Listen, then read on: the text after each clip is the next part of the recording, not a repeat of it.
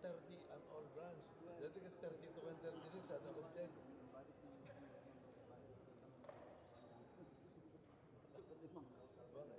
ni Al-Alagaan na tanin mo. The Philip Morris. Siya, defensible. Aba, i-increase nga natin ng 32, 36 kesa 30. Di mas malaki. Hindi ka sa salita na Michael.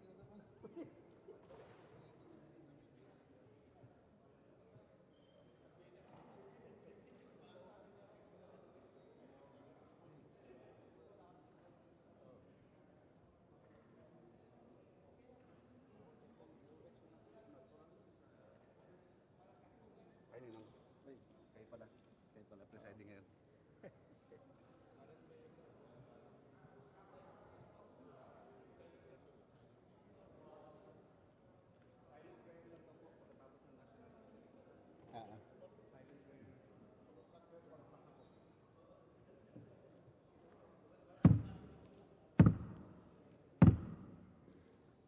Session is called to order.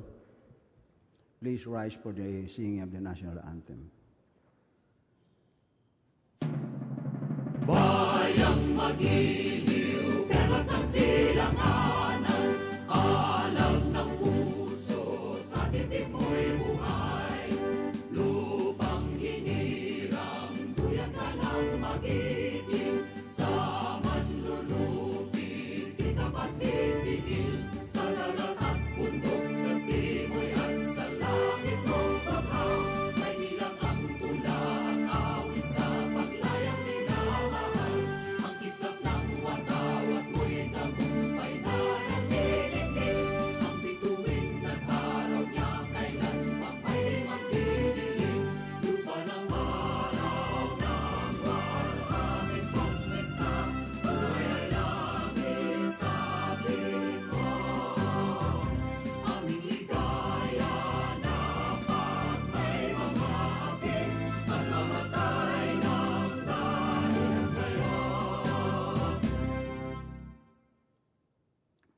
Please remain standing for a minute of silent prayer.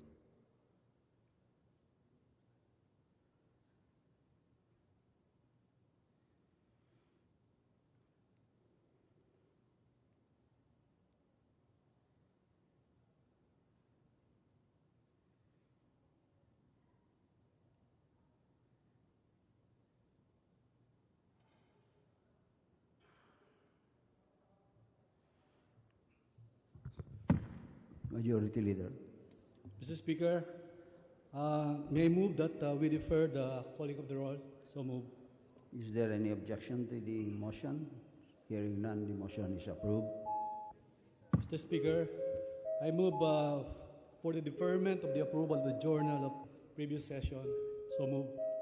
Is there any objection to the motion? Hearing none, the motion is approved.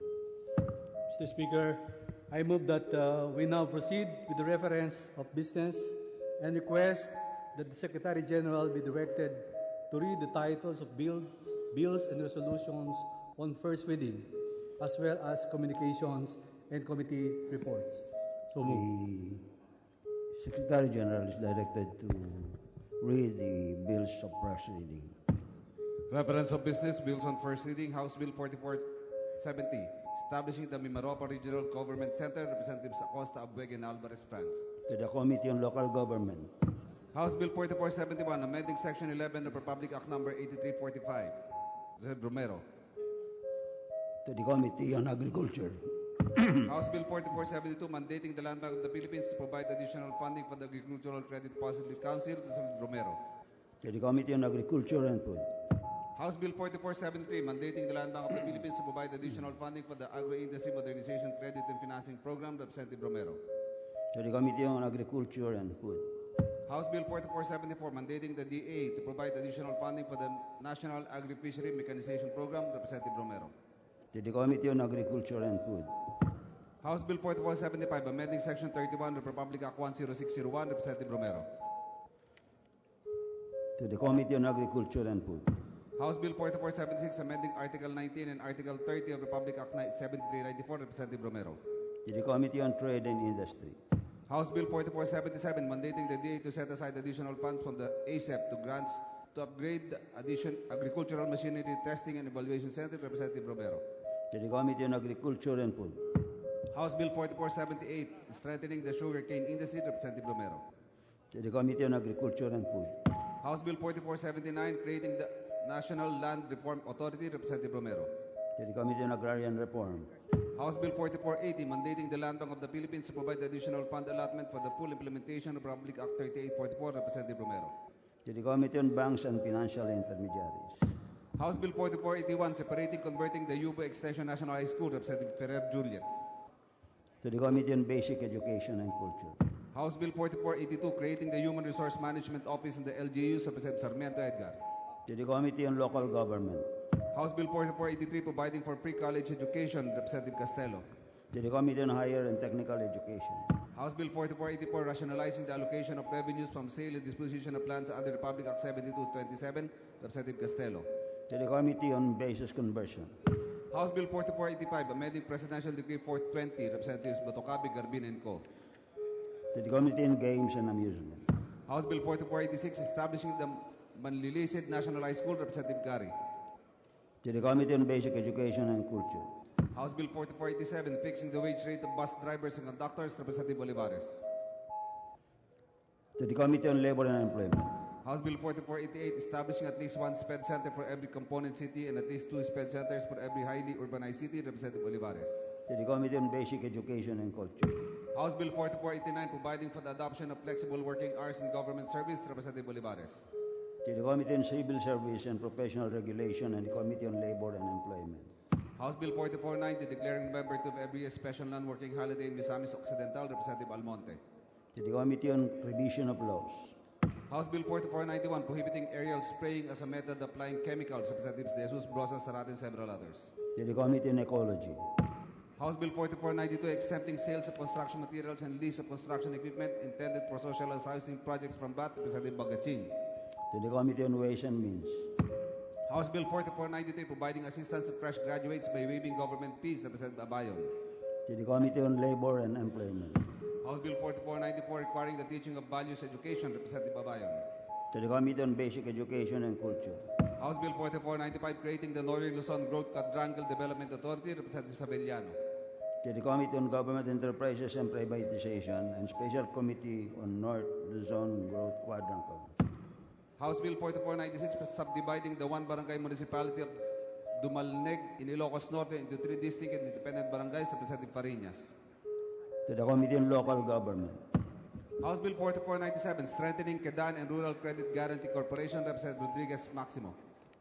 to the Committee on Government Enterprises, House Bill 4498, promoting entrepreneurship, Representative Rodriguez Maximo.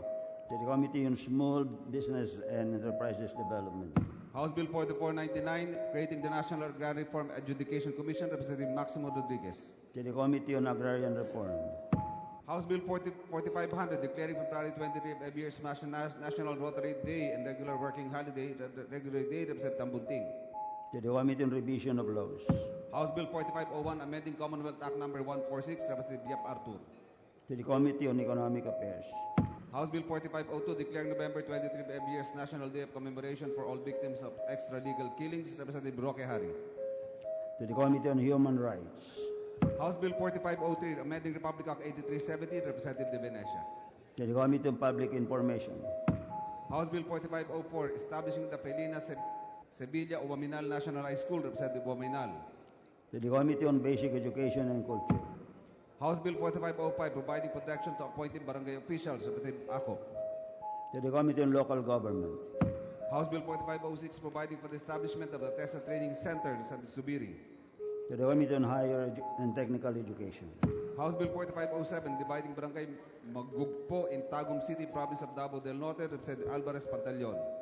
to the Committee on Local Government, Resolutions. House Resolution 570, direct the Committees on Transportation and Religious Franchises to investigate the accreditation given by the LTFRB, Representative Panganiban and D. to the Committee on Rules, House Resolution 574, urging the appropriate committee to inquire amending Republic Act 9136, Representative Herrera D. to the Committee on Rules, House Resolution 575, urging the Committee on Health to investigate the proliferation of fake versions of 5 popular drugs, Representative Castelo. The Committee on Rules. House Resolution 576, urging the Committee on Health to inquire into the latest findings of the World Health Organization, Representative Castelo. To the Committee on Rules. Committee reports, report numbers 25 to 28 on House Bill numbers 580, 581, 276, and 251. To the Committee on Rules. Report number 29 and 30 on House Bill numbers 989 and 64. To the Committee on Rules. Report number 31 on House Bill number 4524. To the Committee on Rules.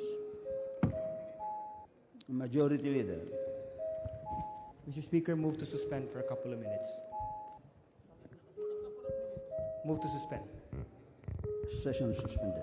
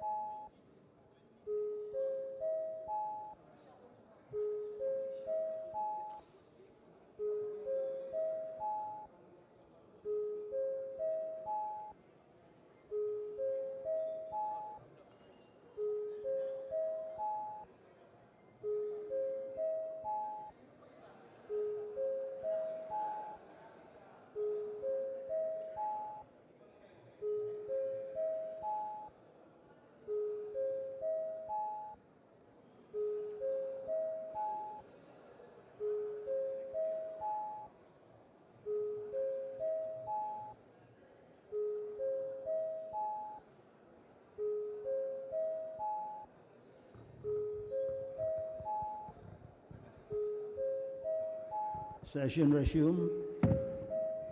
Mr. Speaker, I move that we recognize the Honorable Salvador Liachon of the 1st District of Oriental Mindoro for a manifestation. The Honorable Liachon is recognized, and you will have 10 minutes.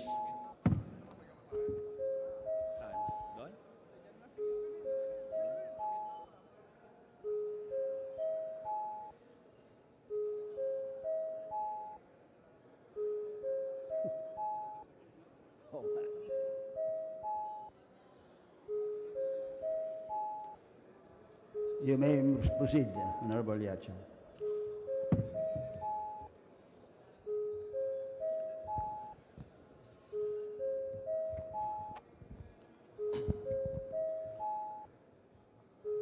Mr. Speaker, our dear honorable ladies and gentlemen of this House of Congress, good afternoon. This representation seldom rises, such as in their rare occasion, as he believes this is not his arena. He used to be at a local government unit for which he headed for a quite number of years. The present and the past mandate are entirely different, if not exactly opposite. Thus, leading to this whole, as I stand before you today on a matter of personal and collective privilege, has brought upon me mixed emotions. Mixed emotions that have kept me for days to have second thought of whether it's still relevant and indispensable to expose findings and facts that I will be sharing before you and to the whole nation today. Why? Number one, I hate naming personalities and drag them to issues that would negate a friendly working environment contrary to the House unwritten and traditional concept of brotherhood. Number two, our countrymen, admittedly for years, have been exceedingly flooded already with controversies, large-scale, scandalous or otherwise, issues of corruption, failed leadership, which have brought this country for more than 3 decades to be lagging behind from the developing and successful economies of countries in Asia. Given this, I was then contemplating if it's really still logical for Congress to meddle once more rather than perform and just be in the forefront of chartering the better horizon of this nation. Number three, is it still effective to use this podium considering whatever expose that I will be sharing with you might have just be part of those unresolved questions, just like in the past. However, it is my personal position, since time that I could not be living happy in a life of people's mandate, that I cannot speak from my mind, particularly so if this house, which I'm now learning to love to be working in, is being used intentionally or intentionally to hide the truth of national significance affecting the integrity and reputation of Congress individually or collectively. Equally, I cannot allow that any of my family members be in a state of threats to life and security as a result of being in possession of vital information affecting government's abuses, thereby leaving our people to helpless and most often disadvantageous position. More so the fact that disclosing of such information through a limited avenue, which is a committee hearing, which fortunately this Congress invited him, is only his leverage to such threats, and yet he was unreasonably barred from speaking. That is to me seriously unforgivable. Mr. Speaker, to set the things straight, I am regretfully condemning the attempt of some members of this House present in the hearing in aid of legislation particularly the Committee on Health being chaired by Honorable Helen Tan, who likewise registered the same regret and condemnation in a press release to prevent the committee's invited resource person to speak of what they think they substantially know for the complete resolution of the investigation. I am referring to the committee hearing which happened last Monday regarding House Resolutions number 444 and 480 regarding the school-based immunization and tetravalent dengue vaccine of the Department of Health, authored respectively by Congresswoman Helen Tan and Congresswoman Estrelita Swansing. The thrust of the investigation is a public health issue, which, by the way, I will not discuss today as this is not part of my discussion and it's pending before that committee. What I am concerned about are two things. Number one is the shocking experience of invited persons by the gagging up, if not bullying, of the certain members of this House. The gagging issue which brought about humiliation to concerned person was basically for me elementary, senseless, and to make it more bluntly, illogically anchored on a certain premise that the invited persons were not given authorization, unmindful of the fact that no authorization was actually needed as they are invited as distinguished independent health advocates. As regards the gagging, Mr. Speaker, I would not dwell on their motivation. But I would like to ask now, kailangan nga po ba ng authorization para ang witness ay magsalita sa isang committee hearing? Tayo po'y saksi sa Senado na sa EJK killings, na mga testigo ay supresa, hindi imbitado, pero pinagsisalita sa Senado. Ako po'y naging membro ng House Committee on Justice regarding the investigation on the national beloved drug trade. Bakit pinayagan magsalita ang hindi imbitado? Bakit dito pinigilang magsalita? Bakit dito sino ang pinigilang? Does this Congress, Mr. Speaker, have a double standard as to the treatment of invited persons? It must be noted that the resource persons who were given invitation. Now, Mr. Speaker, undeniably, these persons are of unquestioned reputation, being leading doctors, medical scientists, awarded as 10 outstanding Filipinos, 10 outstanding Filipino physicians. It is unfortunate that by such actuation, the conduct and dignity of the House members who gave up the resource person are not put into question. What is deeply hurting, Mr. Speaker, is the remark of those congressmen that the conduct of investigation is only something fishy.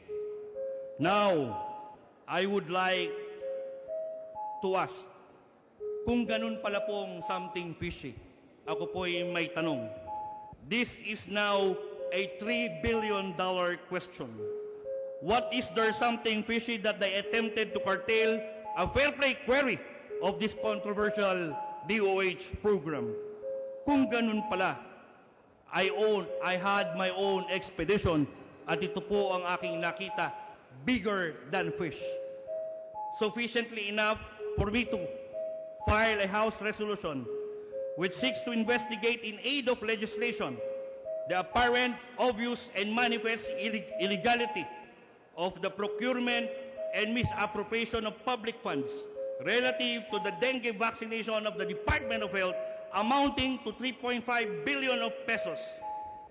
And boldly, Mr. Speaker, I am ready to say now, I will rename the dengue vaccination program of the DOH as the Philippines Dengue Vaccination. For the record, here are the shocking revelations. Mr. Speaker, number one, ang gamot po sa Pilipinas para maipagbili kailangan rehistrado sa FDA para maging gamot sa Pilipinas. Noong December 22, 2015, 6 months before the 2016 elections, ito po ay nabigyan ng FDA ng CPR or Certificate of Product Registration sa pamamagitan ng OIC ng FDA na dating sekretary ng DOH nung panahong iyon. Ating tandaan na ang may programa ng dengue vaccine ay DOH. Bakit kinakailangan ng isang FDA director who happens also to be the Secretary of Health ang mag-a-approve ng CPR? This is in fact an obvious and manifest conflict of interest. Tama po ba? Pangalawa, atin pong tandaan ng isang gamot even if FDA registered ay kinakailangan na maging miyembro ng PNDF. This is the Philippine National Drug Formulary na nagre-rekomenda ay ang Formulary Executive Council para po yung gamot na naaprubahan ng FDA ay maibenta sa mga gobyernong ospital at magamit ang public funds para mabili ito. Malinaw po, dalawang proseso, FDA tapos FEC. By tradition, from FDA to FEC, it would take more than 1 year para ang gamot ay maging isang otorisadong gamot sa Pilipinas. Ano po ang nangyari? My dear colleagues in Congress, please take note of this one. Please take note of the dates. Nagkaroon po ng meeting ang Formulary Executive Council ng DOH ng January 7 and January 27. Ito po yung grupo na nag-aaproma ng gamot para maibili ng gobyerno ang mga gamot na yon.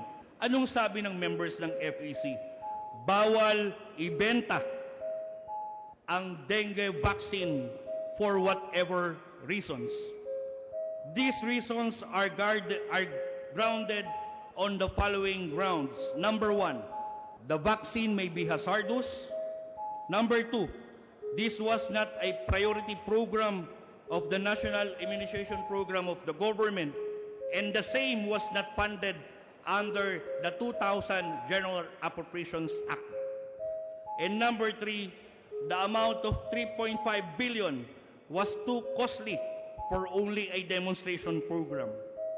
Ito po ang objection ng FEC na nag-aaproba ng gamot. Ano po ang nangyari? But despite not being allowed by the FEC, the subject drug dengue vaccine was included in a purchase request January 19, 2016. My dear colleagues in Congress, please take note of this one. Isang departamento pumirma ng purchase request amounting to 3.6 billion bibili ng gamot pero hindi otorisadong ipagbenta ang gamot sa merkado dahil bawal sa gobyerno. Malinaw po na ibibid nila ang hindi gamot at bawal na gamot sa Pilipinas. Kung meron pong dokumento nagsasabi nito, I have in my possession, and probably as you would ask, saan ang galing ito? Kung ito po man ay galing sa isang little lady, that will be proven during the investigation. Ang pinakabalala sa istorya na ito ng dengue vaccination program ay gaya ng sinabi ko, this is not part of the 2016 General Appropriations Act.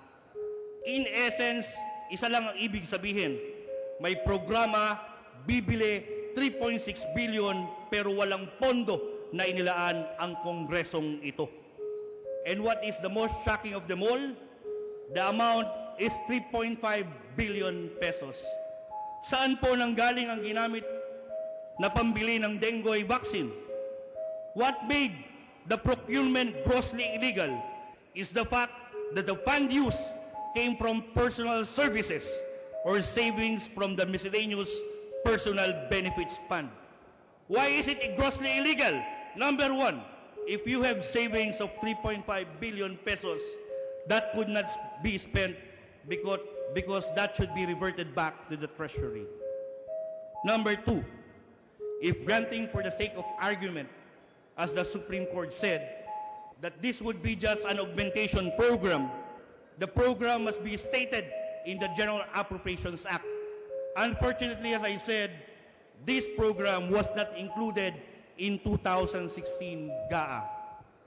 And worst of them all, the procurement and implementation were done illegally under illegal standard procedure despite the ruling of the Supreme Court on the Dispersion Acceleration Program, which declared DAP unconstitutional.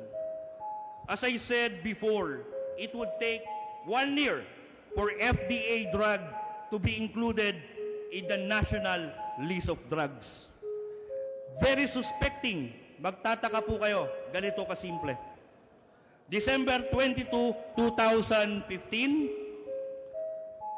binigyan ng FDA, despite the conflict of interest, pero noong February 3, less than 2 months, na puwersa ang FEC na magbigay ng provisional exemption. Wala pong 2 buwan, nakakapagtaka. Pero bago nabigyan ng authorization ng gamot na dengue vaccine, 15 days prior ay napirmahan na ang purchase request kahit hindi otorisado ang gamot. Ang nakakapagtaka ay bakit nagmamadali ang DOH at halos na puwersa ang FEC members na nag-aaproba ng gamot na magbigay ng provisional exemption sa dengue vaccine base lamang sa naging pahayag sa FEC Council meeting ni Undersecretary Kenneth Go sa mga miyembro ng FEC na ang dapat nilang gawin ay pawang ministerial lamang dahil may political decision na ang higher committee. Gayon namang 3.5 billion ang gagastusin at bibili ng 1 milyong dosage or doses. Gayon namang 200,000 lang ang dengue cases sa Pilipinas at napakalaki ng bibigyan ng vaccine, 1 million. It was also very surprising, Mr. Speaker, that they were really in a hurry to produce that vaccine because the purchase order signed or the purchase request signed on January 19 was signed on March 9. Pero March 10, yung purchase order na ando na sa May I supplier. remind the gentleman that you have already May I request, exceeded Mr. your time. Speaker, that Yes, we please just wind take up your about speech. Thank you. a few minutes more. From the procurement implementation on March 9, dineliver po at nag-implement sa Marikina, 26 days ang Sanofi nakapag-deliver. 26 days. This is perhaps the fastest procurement delivery of DOH in history. We must remember that we are talking here about 1 million doses of vaccines. Bago po magawa ito, 1 taon, pero na-deliver lang ng 26 days. Nakakapagtaka, ano nga ba ang gamot na ito? Tingnan po natin. Ang dengue vaccine ay may pangalang Dengvaxia, gawa sa France, ang kumpanya ay Sanofi. Ang official distributor niya sa Pilipinas, Suwilig Pharmaceutical Company. Undersecretary Kenneth Go is connected with Suwilig as the executive director from 2001 to 2013. Meron na namang conflict of interest. The supposed expert na magbibigay ng cost effectiveness ay si Dr. Hilton Lam. Siya po ang inupahan ng Sanofi mag-conduct ng survey sa Pilipinas. Pero si Dr. Lam ang FEC, hindi kaya nabili na ng Sanofi ang supplier ng gamot ang FEC? It must be noted, it is only the Philippines, the only country in Asia na gumagamit ng dengue vaccine. Ang sabi ng ibang bansa like of Singapore, it is not cost-effective and clinically viable para gamitin sa dengue. If there are badges of fraud na dapat nalaman ng DOH, ang sabi nila sa news report, ang Sanofi daw na galing France ay multinational company, is of good reputation. Now, if you will ask me, the track record of Sanofi is proven to have been tarnished for years. Number 1, Industry Week, publication po ng France, September 10, 2007. Ang Sanofi ay pinagbayad ng $190 million ng Amerika dahil sa false claims nito sa kanilang Medicare and federal health programs. Convicted ang Sanofi. Number 2, Fierce Pharma, dated March 2014. Convicted ang Sanofi sa Germany at convicted ang 2 empleyado dahil nag-bribe sila at sila'y binigyan ng fine 28 million euros. Number 3, sa China, sila po ay undergoing investigation for fraud and bribery. And number 4, in Kenya. Ito po'y headline kahapon lamang. And lastly, would you believe, Mr. Speaker, ang Pilipinas ay naging tagapagligtas ng Sanofi because based on the report of the Fierce Pharma, $21 million lamang ang kita nila nung nakaraang taon. Dapat po 200 million. Nalulugi na po ang Sanofi. Walang bumibili ng dengue vaccine. Pero ang Pilipinas, 3.5 billion. Kahit hindi otorisado, kahit delikado, pero binili ng Pilipinas at the expense of 1 million school children. With the foregoing, Mr. Speaker, I have only one further question. Di po kaya nauto ang Pilipinas? If anybody here would agree, there is only one description that we can conclude right now. The DOH program regarding vaccination can be renamed as the Philippines Dengue Vaccination Program. Mr. Speaker, before I end, we all know for a fact of the so many issues besetting our country for almost four decades right now. From we were once, and this nation was considered one of the brightest stars of Asia, up to this time that we are struggling again to be better amidst the challenges of recurring failed leaderships. With this new administration, with all its imperfections, this representation deeply believes, along with the overwhelming number of Filipino people, that leaders' pure intentions are relevant and indispensable in chartering a new course of nation's history. And this being combined with efforts to drastic actions toward development, which is being witnessed right now, is already enough indication that good sense of change are growing. The culmination that probably Philippines may be first world will definitely outlive us. We only have hope to cling on. This, by the way, will never fade, because I do believe hope will always be the bedrock of this nation. It is only for the future generations to see who are the children of today. But with the revelations of today, that their lives are compromised, as they are and may be further victims of misled public health care, right to life must be in place. It will be in place if the right to good government will be pursued. Needless to state, Mr. Speaker, investigation of the subject matter at hand is in order. God bless this country. Thank you, Mr. Speaker. Majority Leader. Mr. Speaker, Yes, the Honorable Akop. may I be allowed to interpolate the Honorable Move to suspend. Mr. Speaker, move to Doyle suspend. action insofar as his privileged speech is concerned? Move to The suspend. gentleman has expired, his time has expired. So, Majority Leader, Move to suspend, Mr. Speaker. One. session suspended.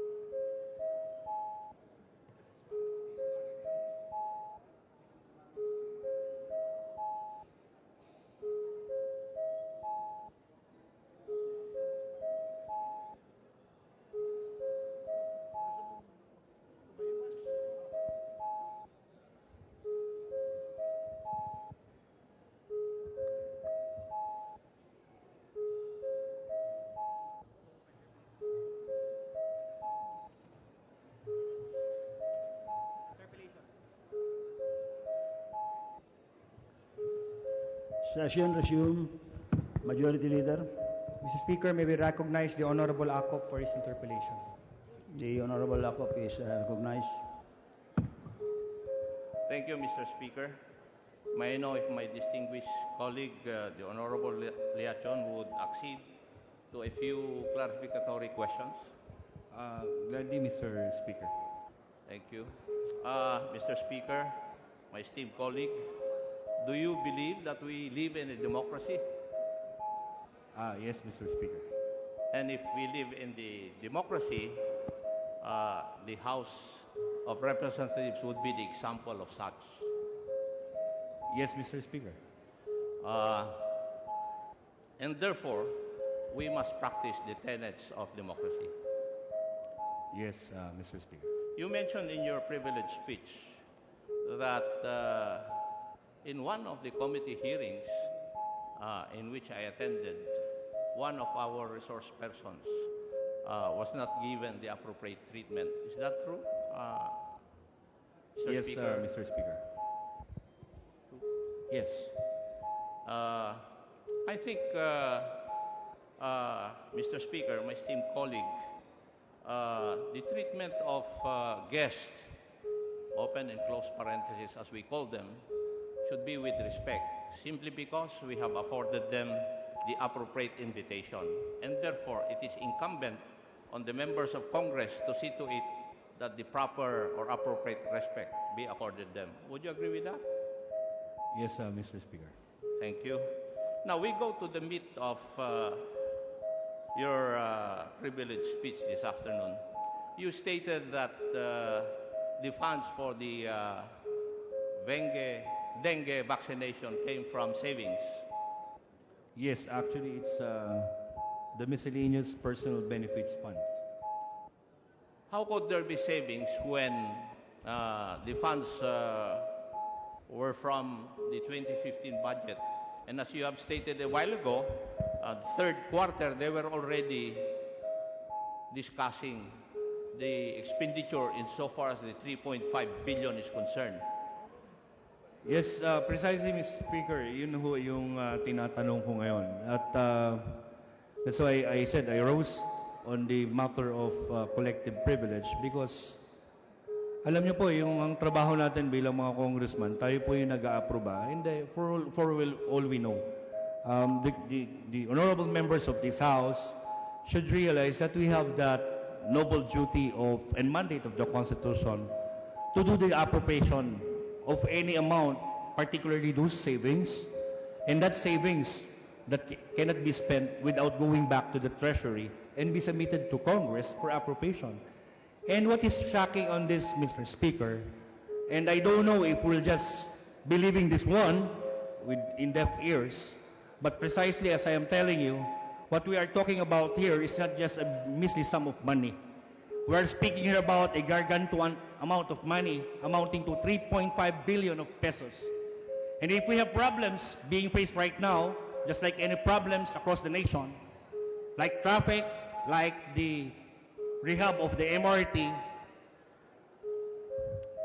ito po ay is not even authorized drug, and yet we'll be spending. There's not even a declaration of outbreak.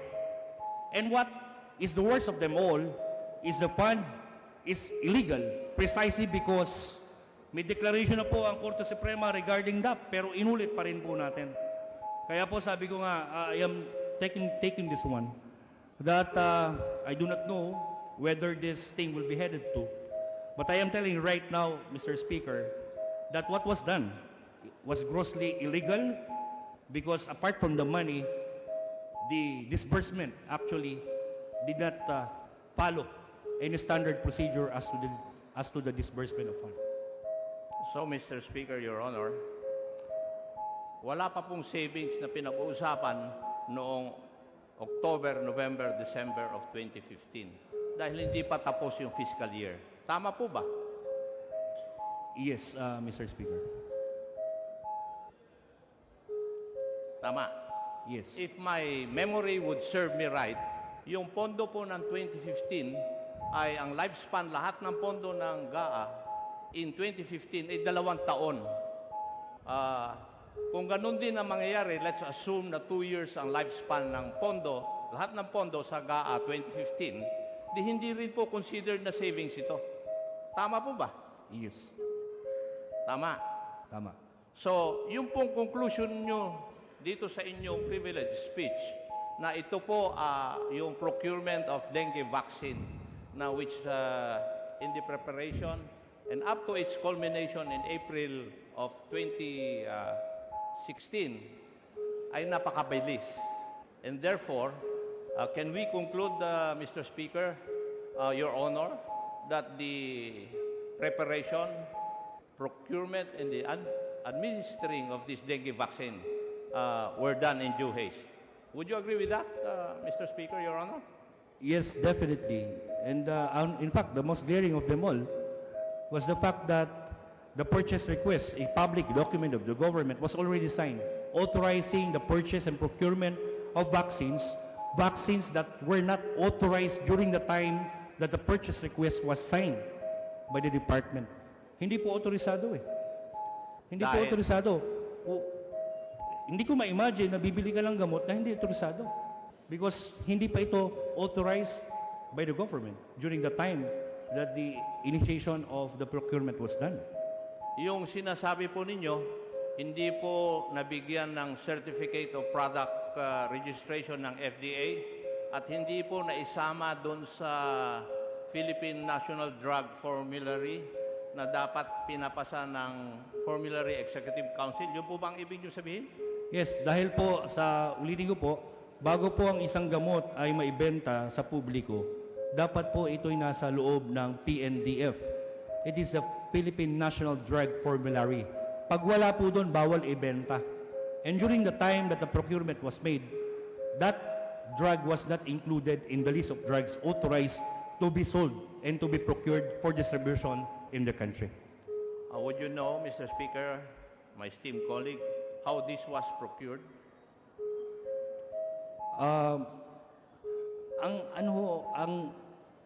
Ang nakakapagtaka rito, gusto kong maintindihan,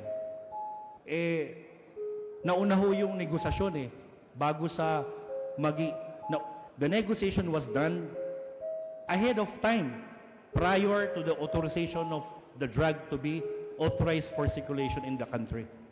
The department already negotiated with the supplier in France prior to that drug being authorized for distribution in this country.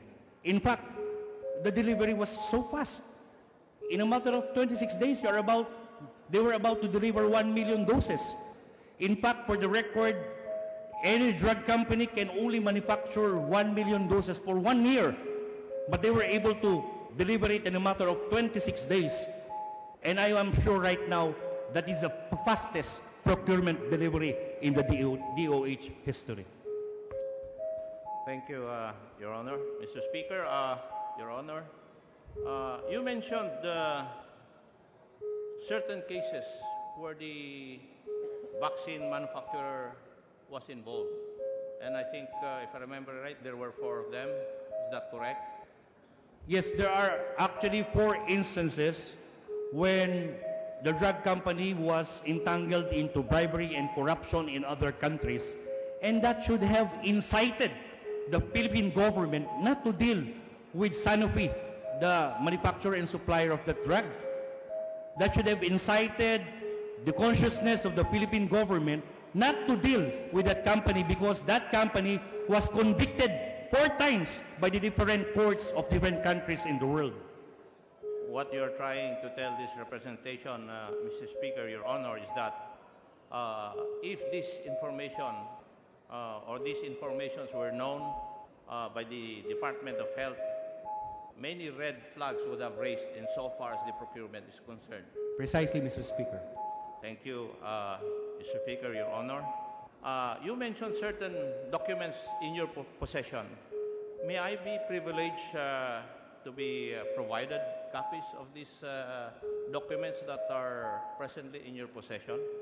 Yes, I will be glad to show to you the official documents pertaining to our allegations that the procurement was done ahead of the authorization, Mr. Speaker. Thank you, Mr. Speaker, Your Honor. I would like to thank the honorable representative of the 1st District of Mindoro for granting me the privilege to interpellate him this afternoon. And Mr. Speaker, that would be the last question that I would ask. Maraming salamat po. Thank you, Mr. Speaker. Majority Leader. Move to suspend, Mr. Speaker. Session suspended for 1 minute.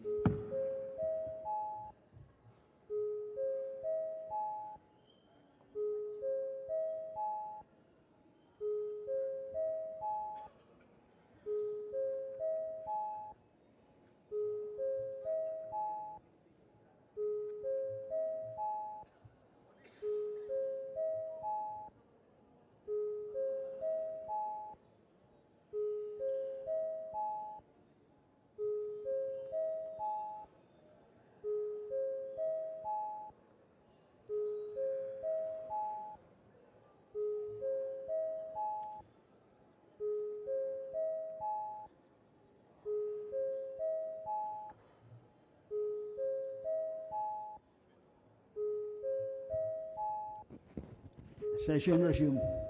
Mr. Speaker, Majority Leader. I move that to refer the speech of the Honorable Yachon to the Committee on Rules and its interpellation to the Committee on Rules. Any objection to the motion? The motion is approved. Mr. Speaker, it being a mandate pursuant to our rules, I move that we hold the privilege hour. Motion is approved. Mr. Speaker, I move that we recognize the Honorable Salvador Belaro of Party List Unang Educacion who wishes to avail of the privilege hour.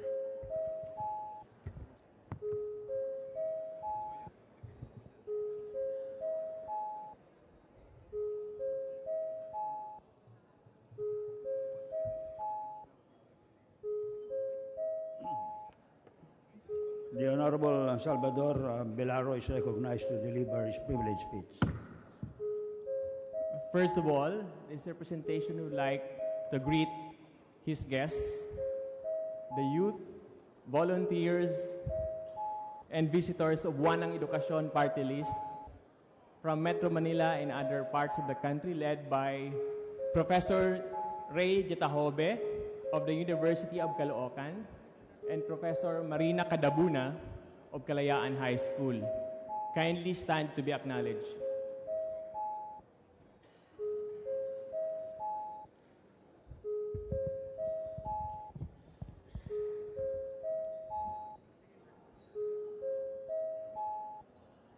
Welcome to the House of Representatives.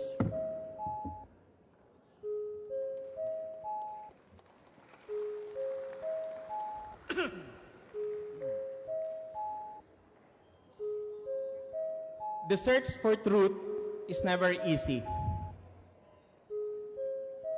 It may be painful, but it is always worth it. By the way, ladies and gentlemen, the title of my speech is The Search for Truth in the Bilibid Drug Trade Issue. My dear colleagues in Congress, ladies and gentlemen, this representation rises on the basis of a personal and collective privilege arising from the bashings both from traditional media and social media that this representation received over the weekend. On his cross-examination of Mr. Ronnie Dayan, the driver of Senator Laila De Lima, during the hearing held last November 24, 2016 by our Committee on Justice, of which this representation is a member. Apparently, such bashings were triggered by the article appearing at the online site Rappler entitled, "Kailan kayo nag-climax? Nonsense questions at the Bilibid drug hearing."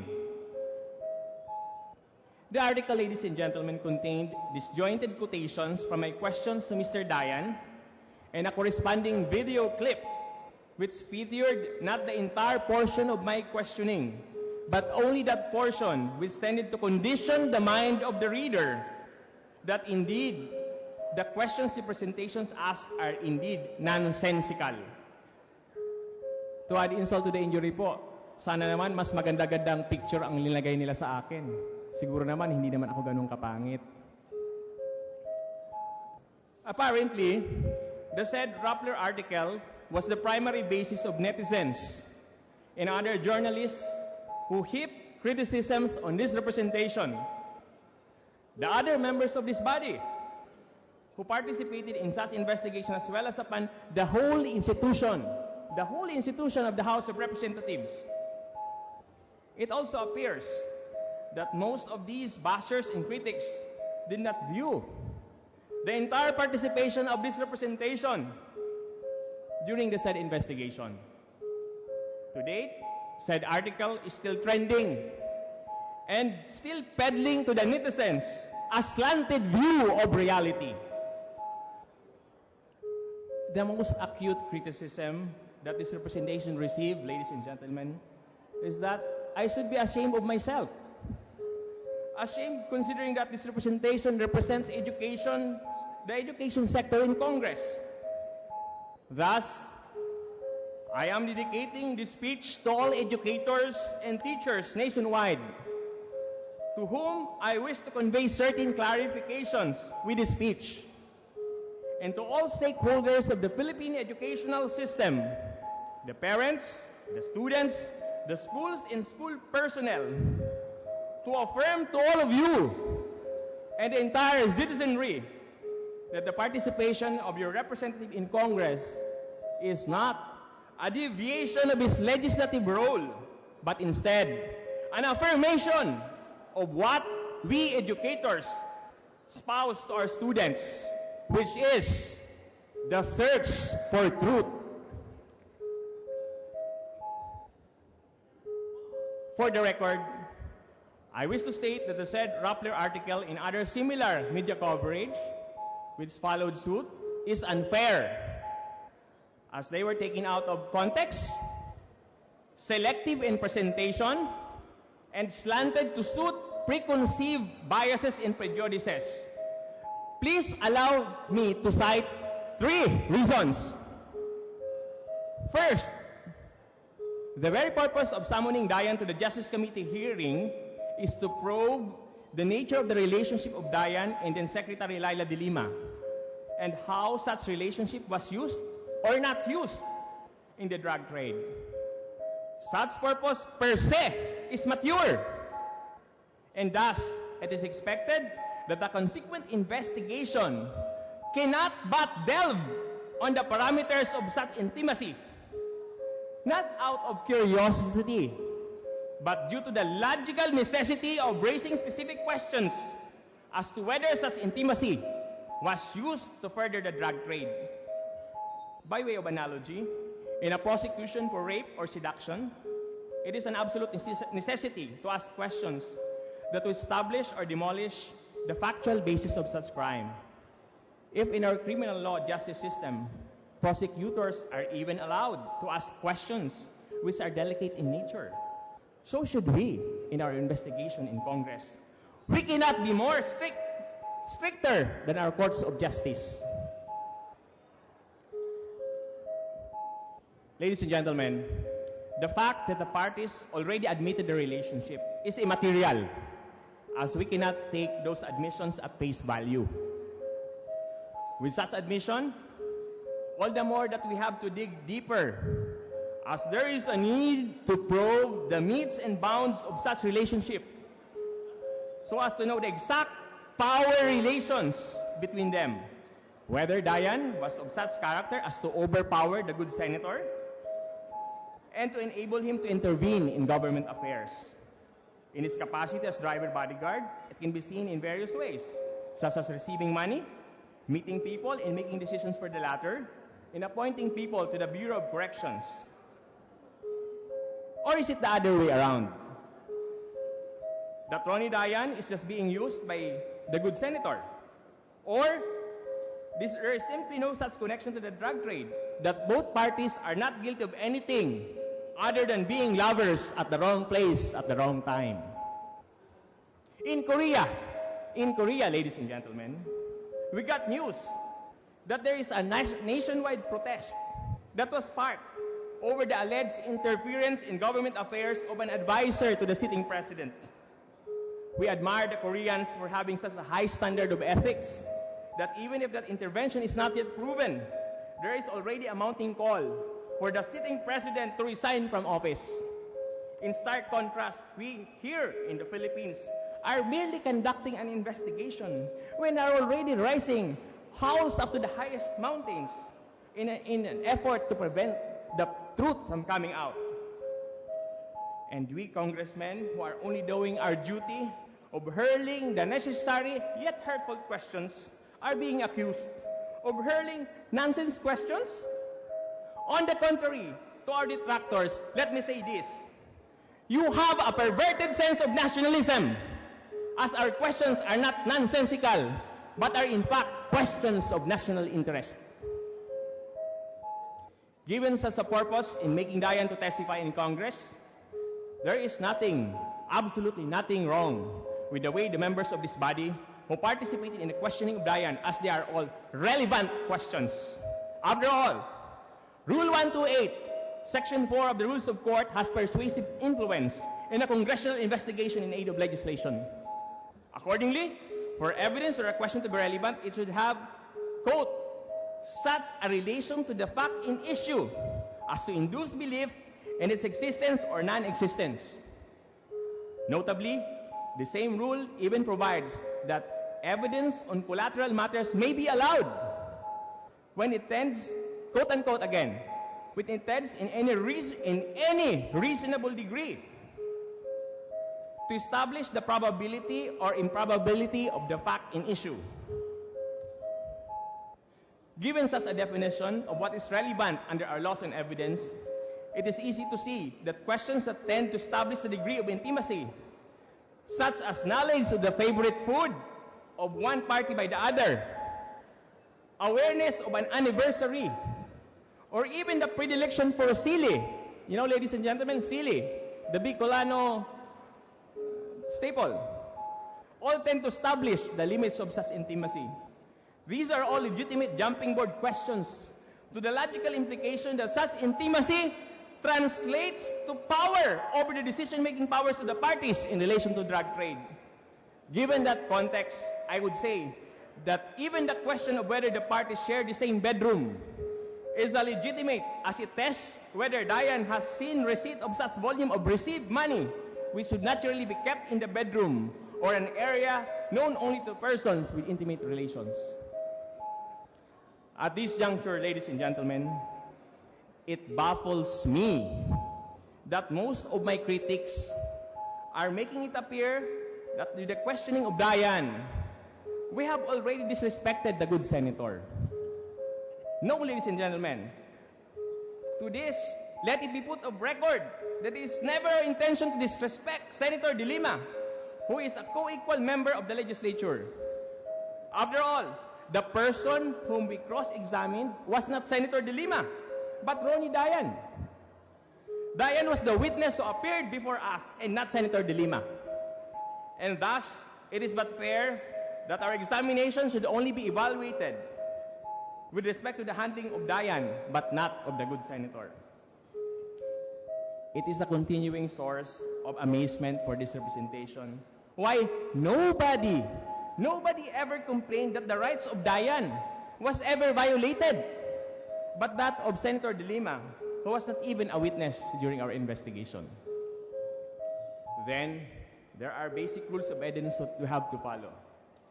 When a witness appears, it is fair game to test the consistency of his statements, to take note of his demeanor in relation to certain questions, however offbeat they are, as they are reflective of his character and personality. The body language of the witness speaks 1,000 words, and such language can only be reflected in his courtroom behavior by triggering words which the interrogator can ask. Yes, the language used by many members of Congress who participated in the questioning of Dayan may have been colorful, but that is called for by the situation. Not only because the witness himself displayed a penchant for such colorful language himself, such as sinasalat and walang basagan ng trip, but also because the subject matter of the inquiry is itself very delicate in nature. In fact, instead of lambasting the members of Congress who ask questions which may be perceived as colorful, credit should be given to them. Credit should be given to them for being so prudent and careful that not a graphic word or phrase which explicitly detailed the sexual act was ever used by any of the cross-examiners. The second point, ladies and gentlemen, that I would like to raise with respect to the said Rappler article is its selective presentation of the questions I raised. For instance, the Rappler article only featured that portion wherein I was referring to a climax. That was myopic and short-sighted thing to do, as it deprived the question of its proper context. In this regard, I challenge my critics that if only they would care to view the entire portion of my questioning, they would all agree that there is a context to my question. At that juncture in the proceedings, Dayan playfully answered that the relationship he and Senator De Lima had reached typhoon intensity 5. What this representation did was only to take off from there and ask Dayan, in view of their admitted relationship from 2007 to 2014, whether in what year their relationship reached intensity 5, to which Dayan admitted to have occurred in 2010, when Senator De Lima was then our Secretary of Justice.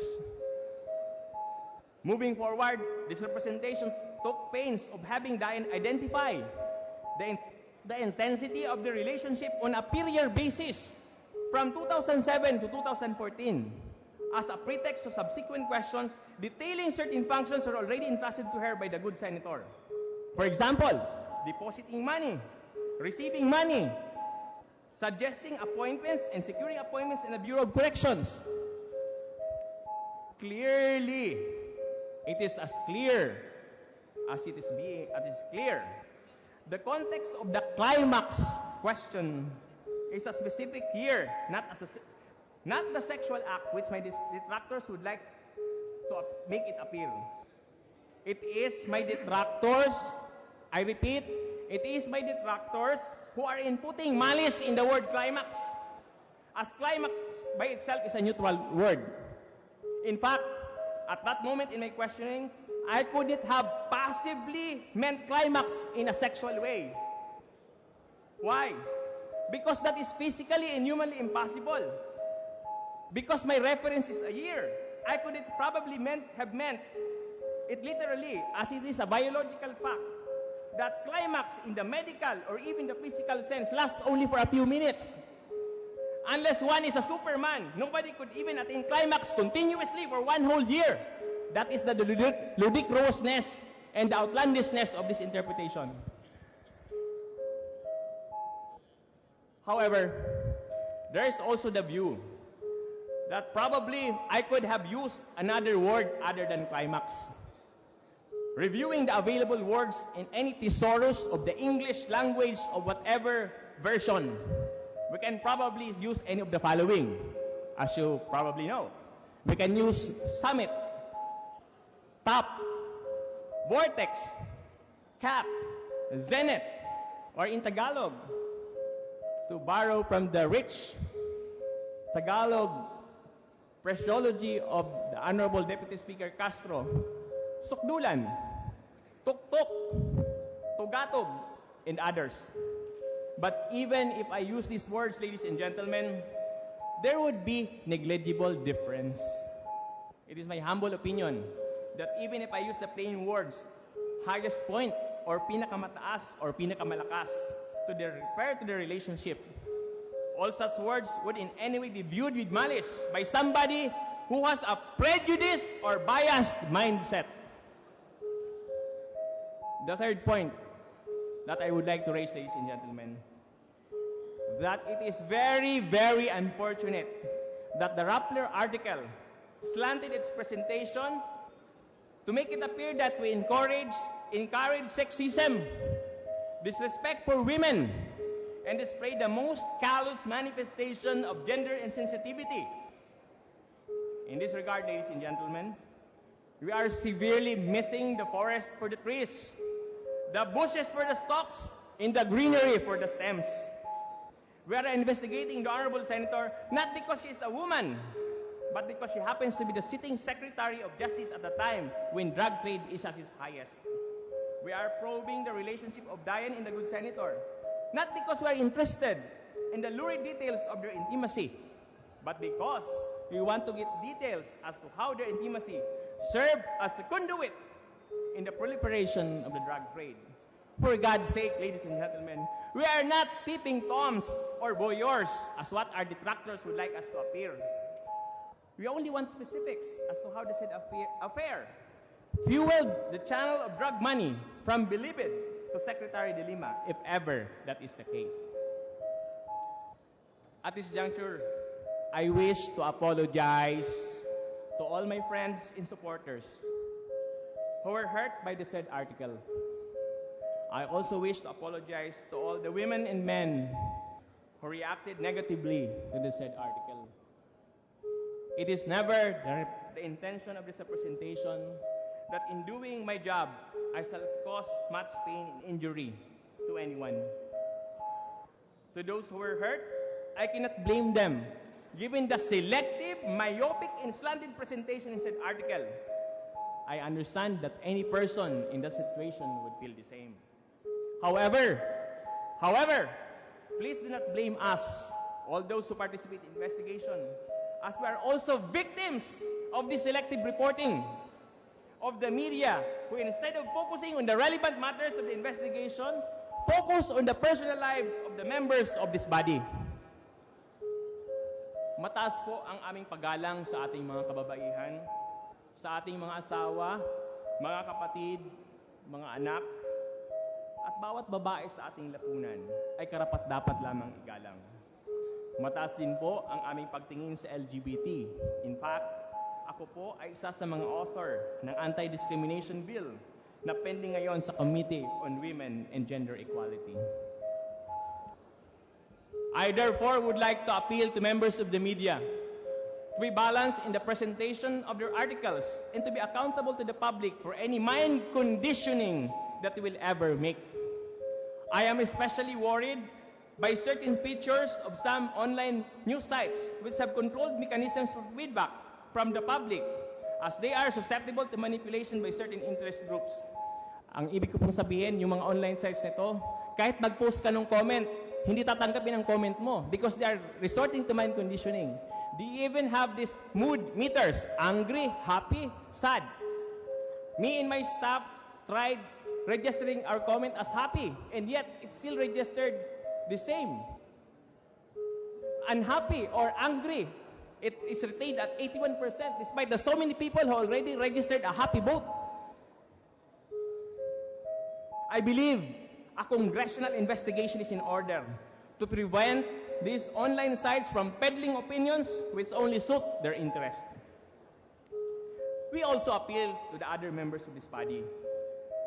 Ladies and gentlemen, my dear colleagues in Congress, we should protect the integrity of our institution from the intrusion on our right to conduct inquiry on aid of legislation. Article 6, Section 21 of the Constitution expressly provide Congress with such right. And let us not allow bias and prejudice becloud our judgment by unwarranted attacks on the personalities of the members of this body. I also appeal to the entire Filipino nation to be cognizant of what is really at stake in this investigation. It is the future of our country who is right now being victimized by the drug malaise. Ang recent statistics po is that meron na pong 5 million out of 80 million na drug addicts sa Pilipinas.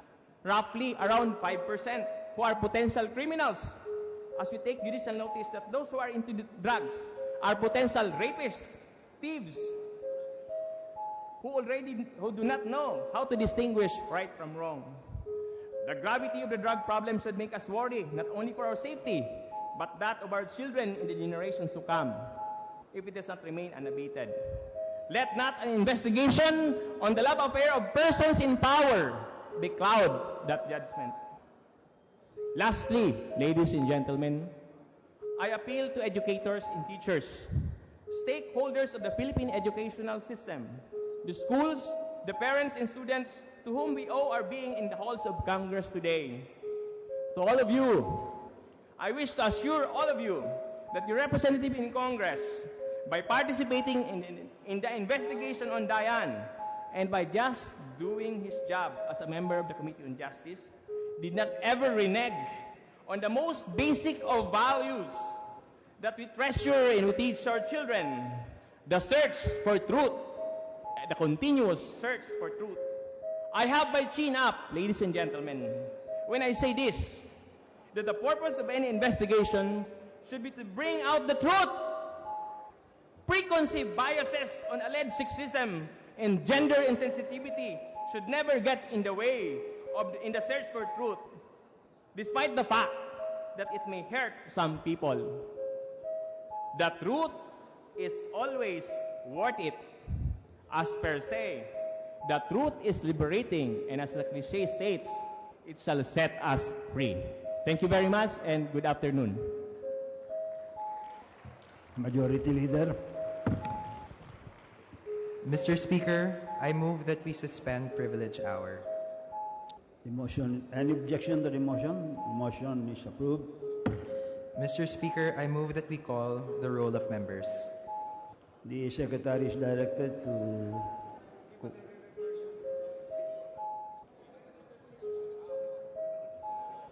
call the roll of members.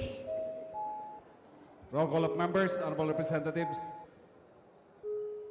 Abad, Abaya, Abayon, Abilianosa, Abu, Abueg, Acharon, Acop, Acosta, Acosta Alba,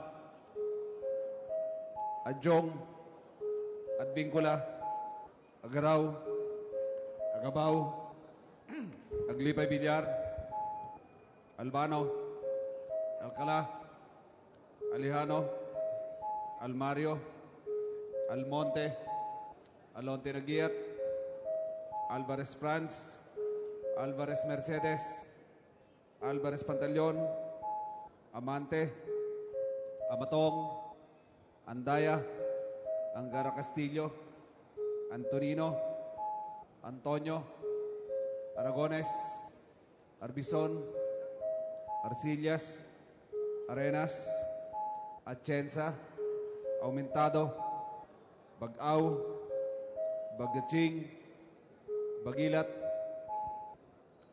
Banal, Barbers, Barsaga, Batawil, Batucabe, Bautista Bandigan, Belaro, Belmonte Feliciano, Belmonte Jose Christopher, Belmonte Ricardo, Benitez, Bernos, Bertiz,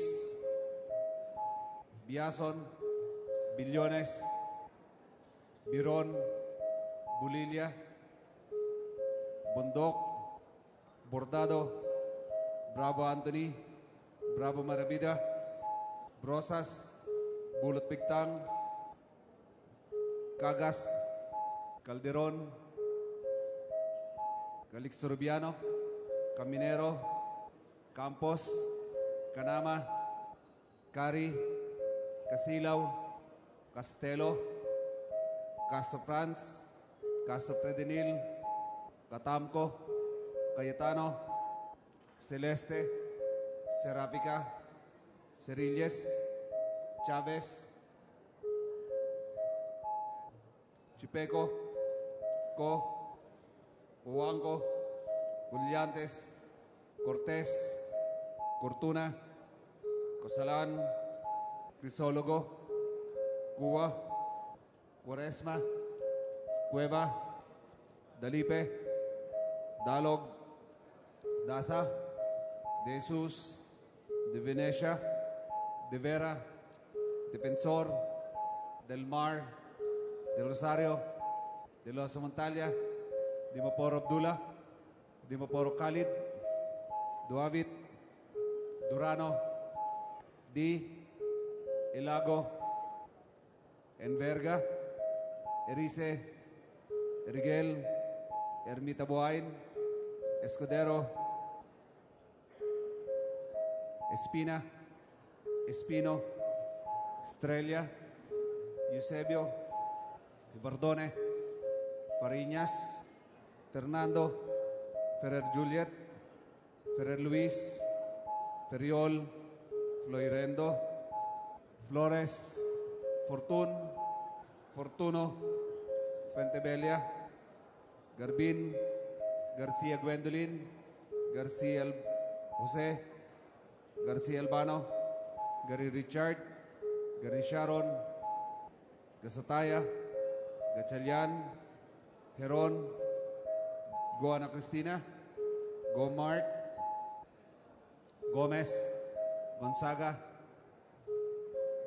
Gonzales Alexandria, Gonzales Aurelio Dong, Gonzales Fernando, Goriseta, Gullias,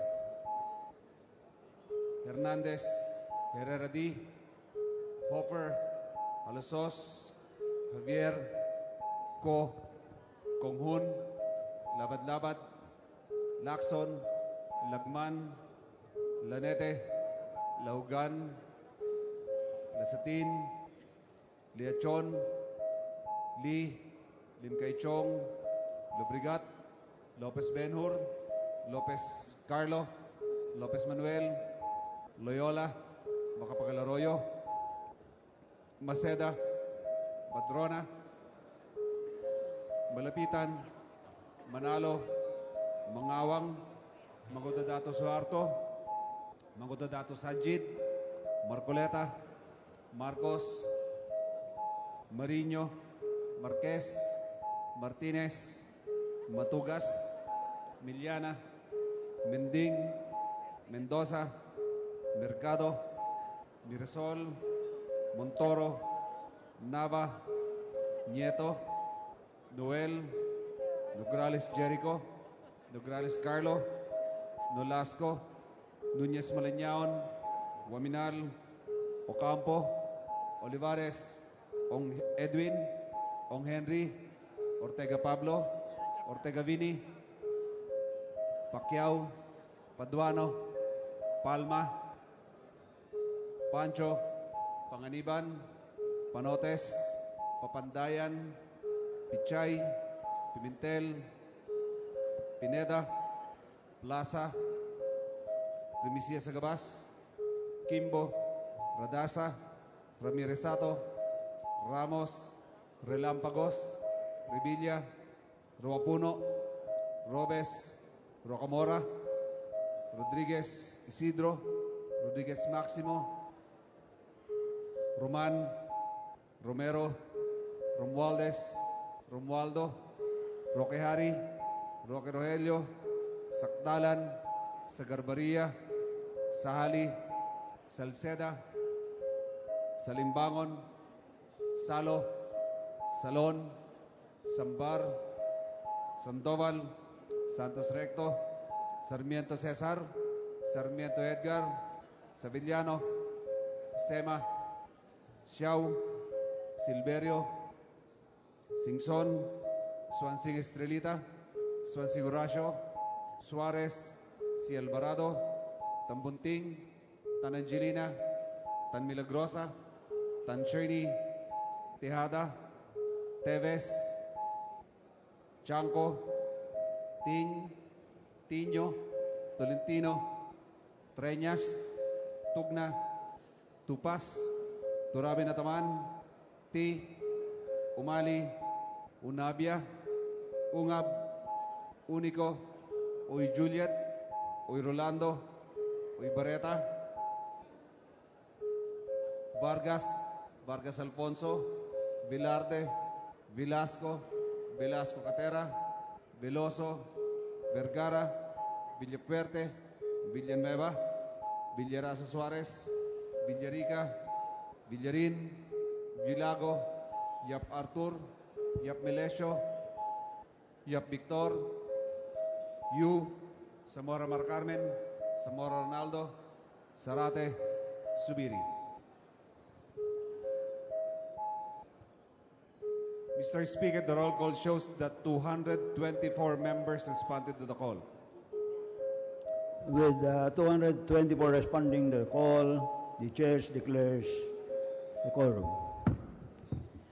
Mr. Speaker, before I move to resume privilege hour, we'd like to recognize the guests of Assistant Minority Leader Harleen Neal Abayon, the Honorable Janice Peñamente, Councilor of the Municipality of Panukulan, 1st District of Quezon.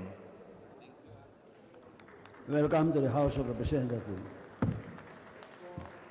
Mr. Speaker, we'd also like to recognize the guests of Assistant Majority Leader Bong Belaro of 1 Ang Edukasyon Party List,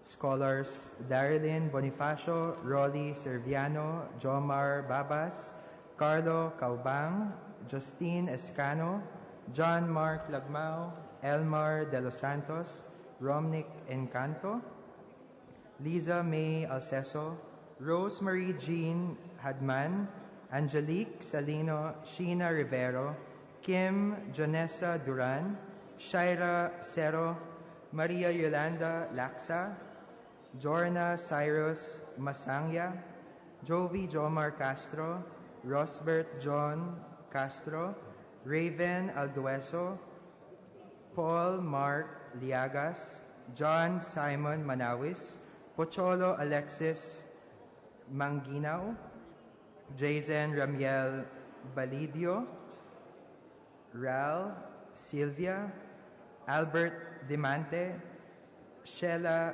Daulong, Grace Barcelona, Gerald Villegas, Emmanuel Anthony Blaser, Professor Marina Cadabuna of Calayan High School, and Professor Ray Jetta Hobe. Please rise to be recognized. Welcome to the House of Representatives. Majority Leader.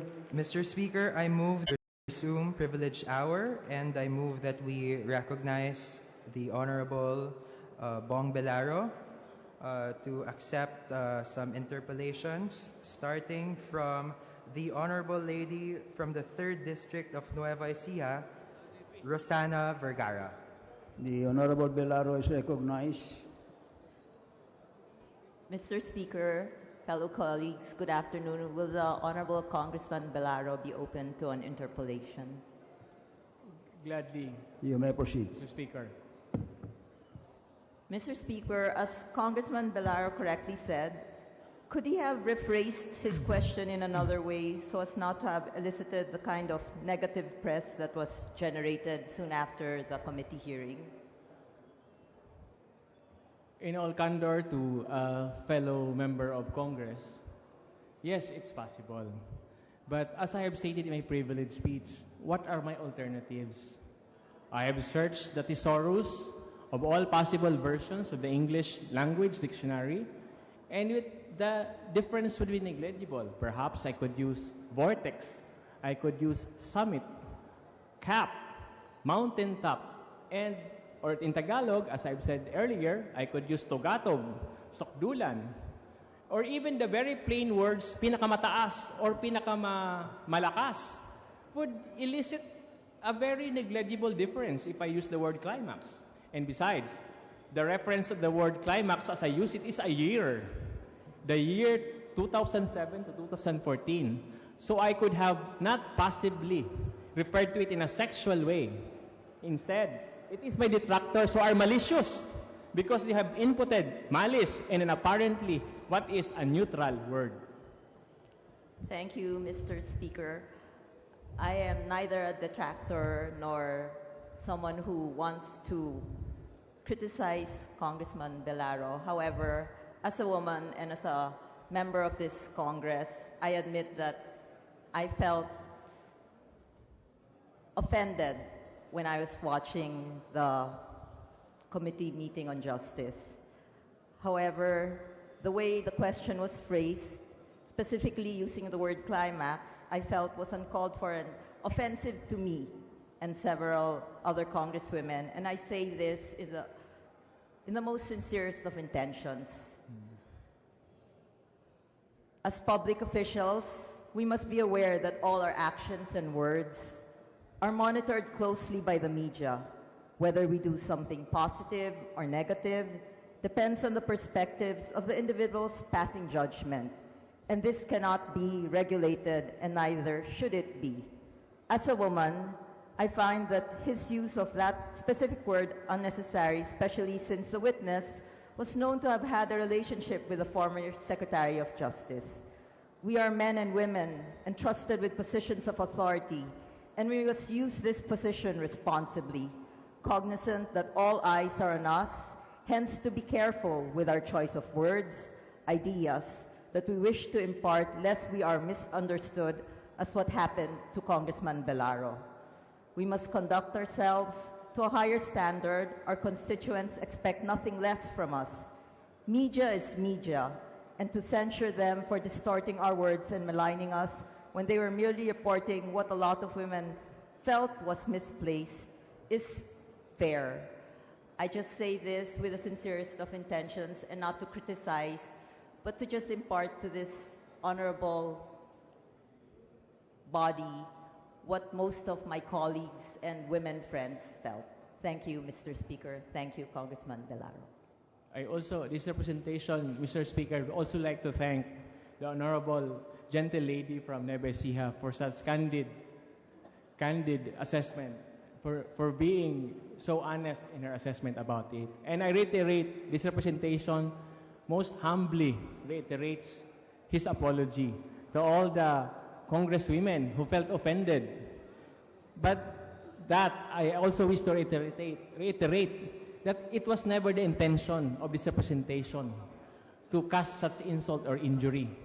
I think, as in criminal law, what is important is the motive. There was no such motive. That is why in my speech, I adverted clearly that there was no motive for heaping such insult or injury. And I really hope that perhaps there was a wrong choice of words.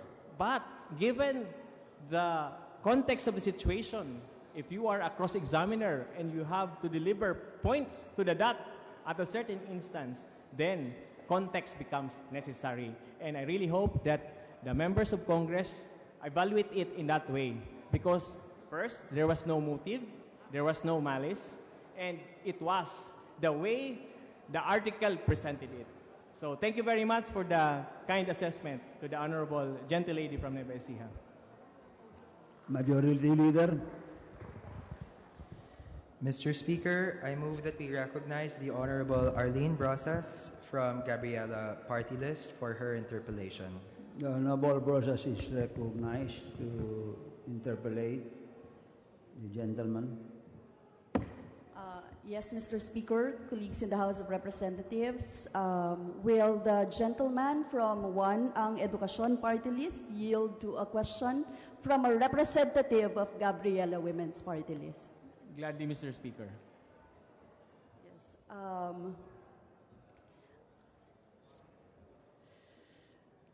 The gentleman from Ang Edukasyon Party List said na ginamit niya yung salita na yon kasi wala nang ibang magagamit.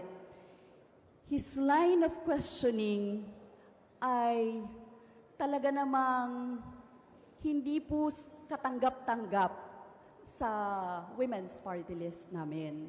Dahil sa tingin po namin, marami pang paraan para makuha ang gustong sagot. No? Ang gusto nating sagot sa sinasabi ninyo or gusto nyong patunguhan na sagot ni Mr. Dayan noon. Ano pong masasabi nyo doon? Mr. Speaker, to the Honorable Gentle Lady from Gabriela Party List, whom I hold in high esteem, ang masabi ko po dyan is that una-una po sabihin ko walang intensyon to cause us harm or injury. The other thing is that style is personal. So, kumbaga, nobody could impose upon anybody the style of his language, the style of his reasoning, of his questioning. What matters is the substance.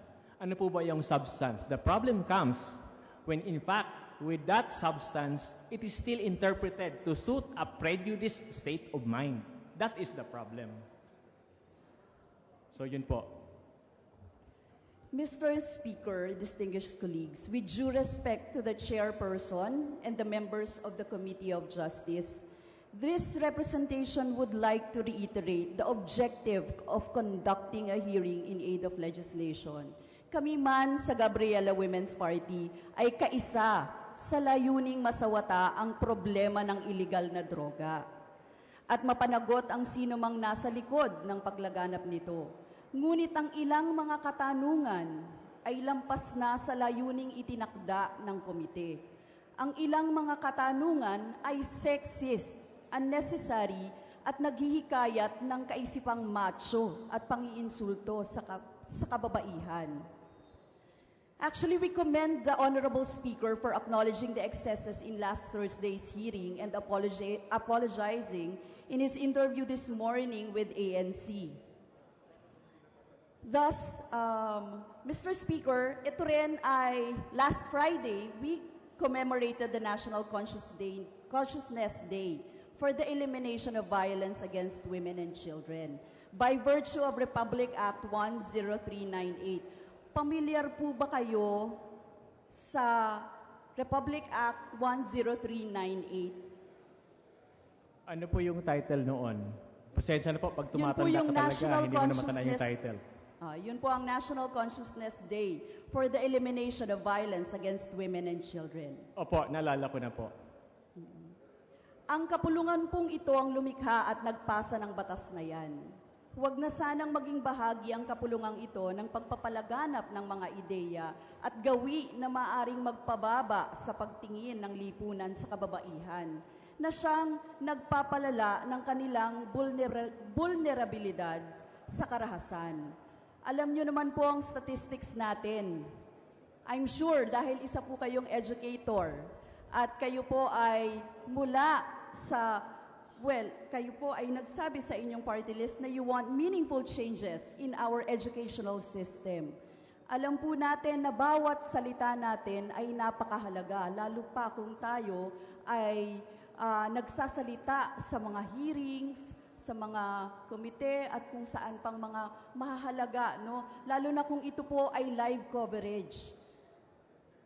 Kaya po ganun na lang kaingat dapat tayo sa pagsasabi ng ating mga para ito ay hindi magbago. Ngayon po, nakatanggap po ng mga reklamo ang Gabriela Women's Party kung kaya po't kailangang i-address itong mga ito. At sa tingin po namin, we would like to ask that pertinent portions of the aforementioned committee hearing dealing with the intimacies of the relationship between Senator De Lima and Mr. Ronnie Dayan be stricken off the record, Mr. Speaker. And thus, I end my interpellation. Thank you very much po sa inyong pakikinig.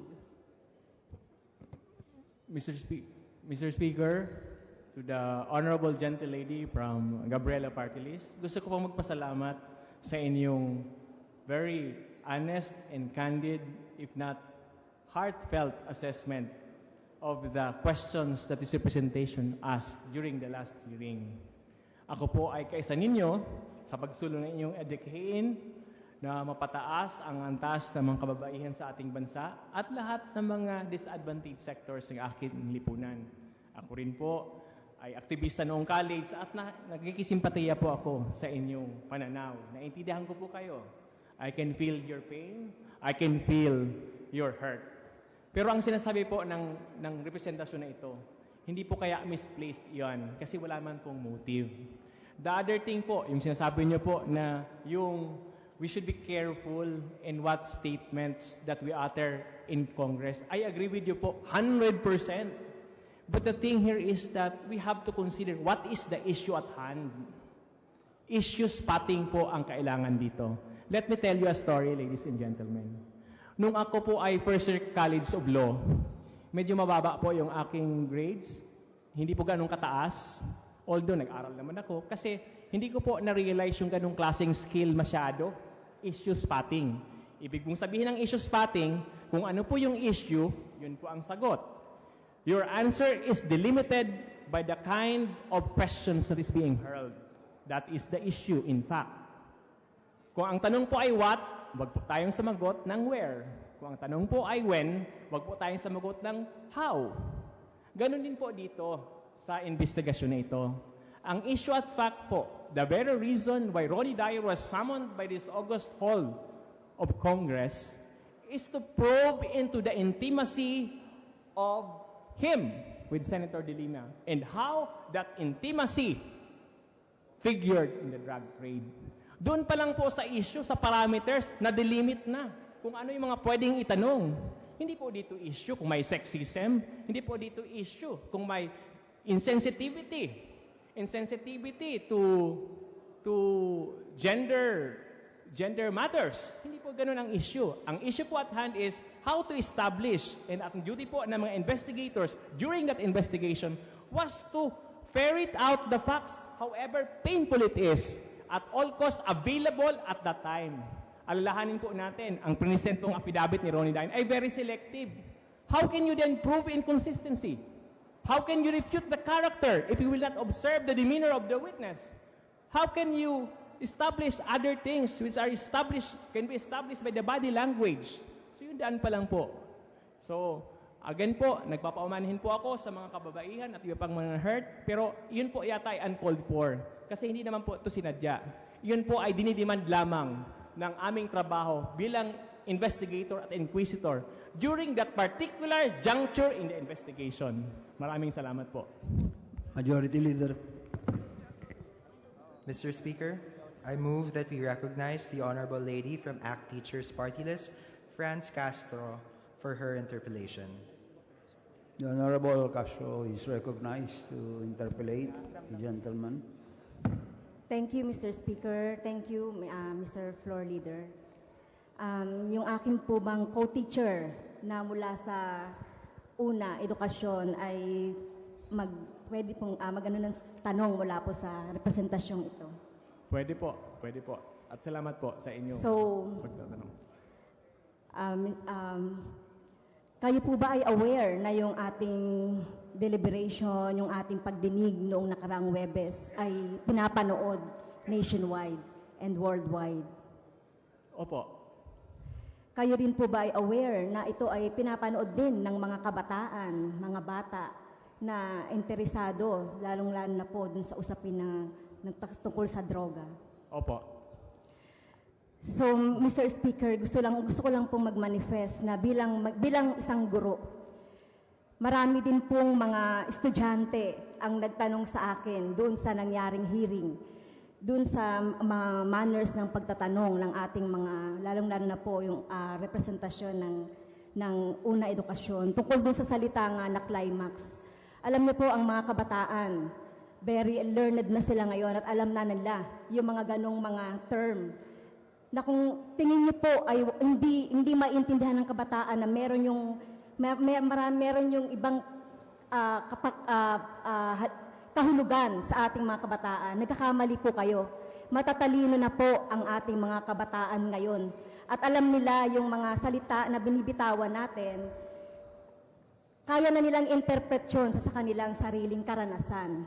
So wag po tayo mag-assume na yung sinasabi natin na depende yun sa tumatanggap at nagbibigay lang ng mali siya.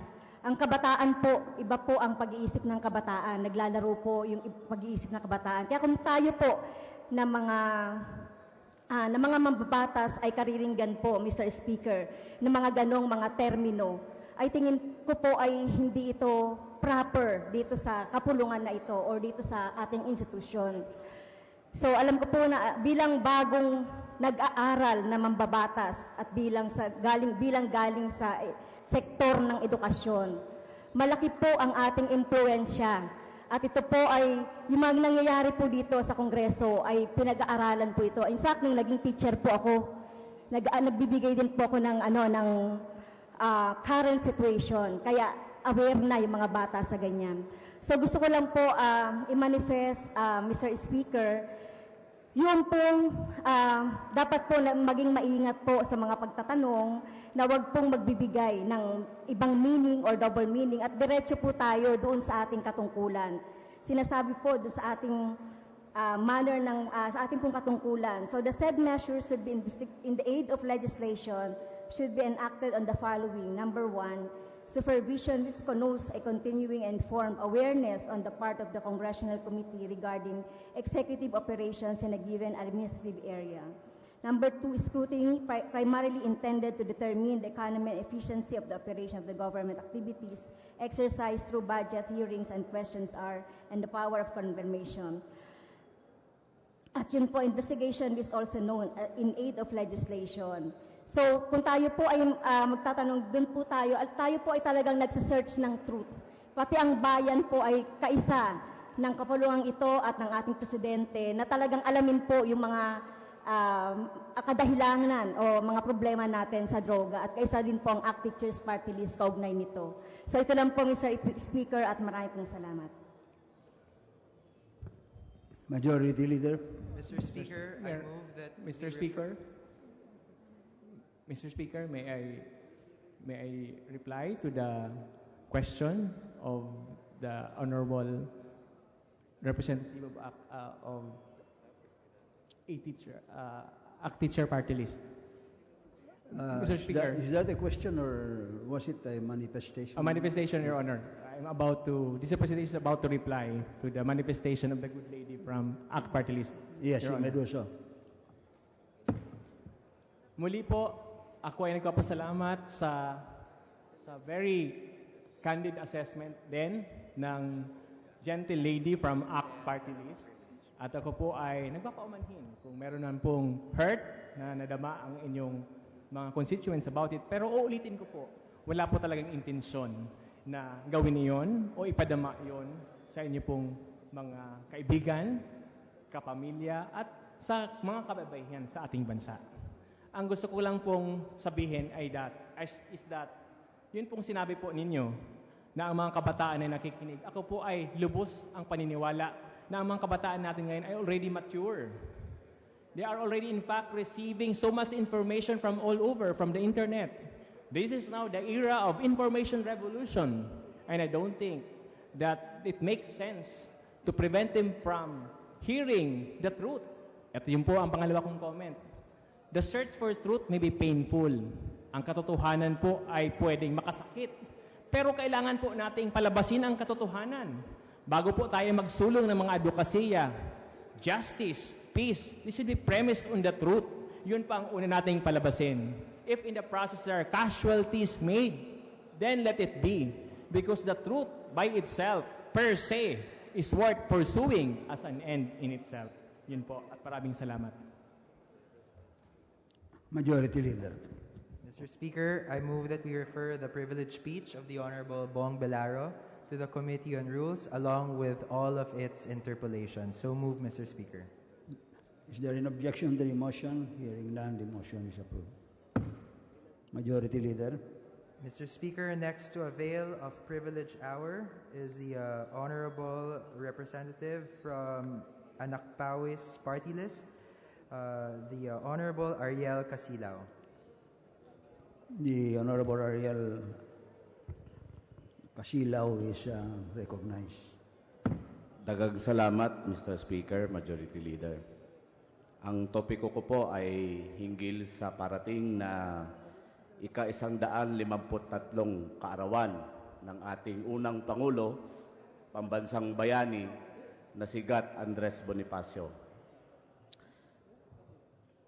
Ito po ay kinakabit namin doon sa popular na binanggit nung nakarang hearing, tunay, tapat at wagas na pag-ibig para sa bayan.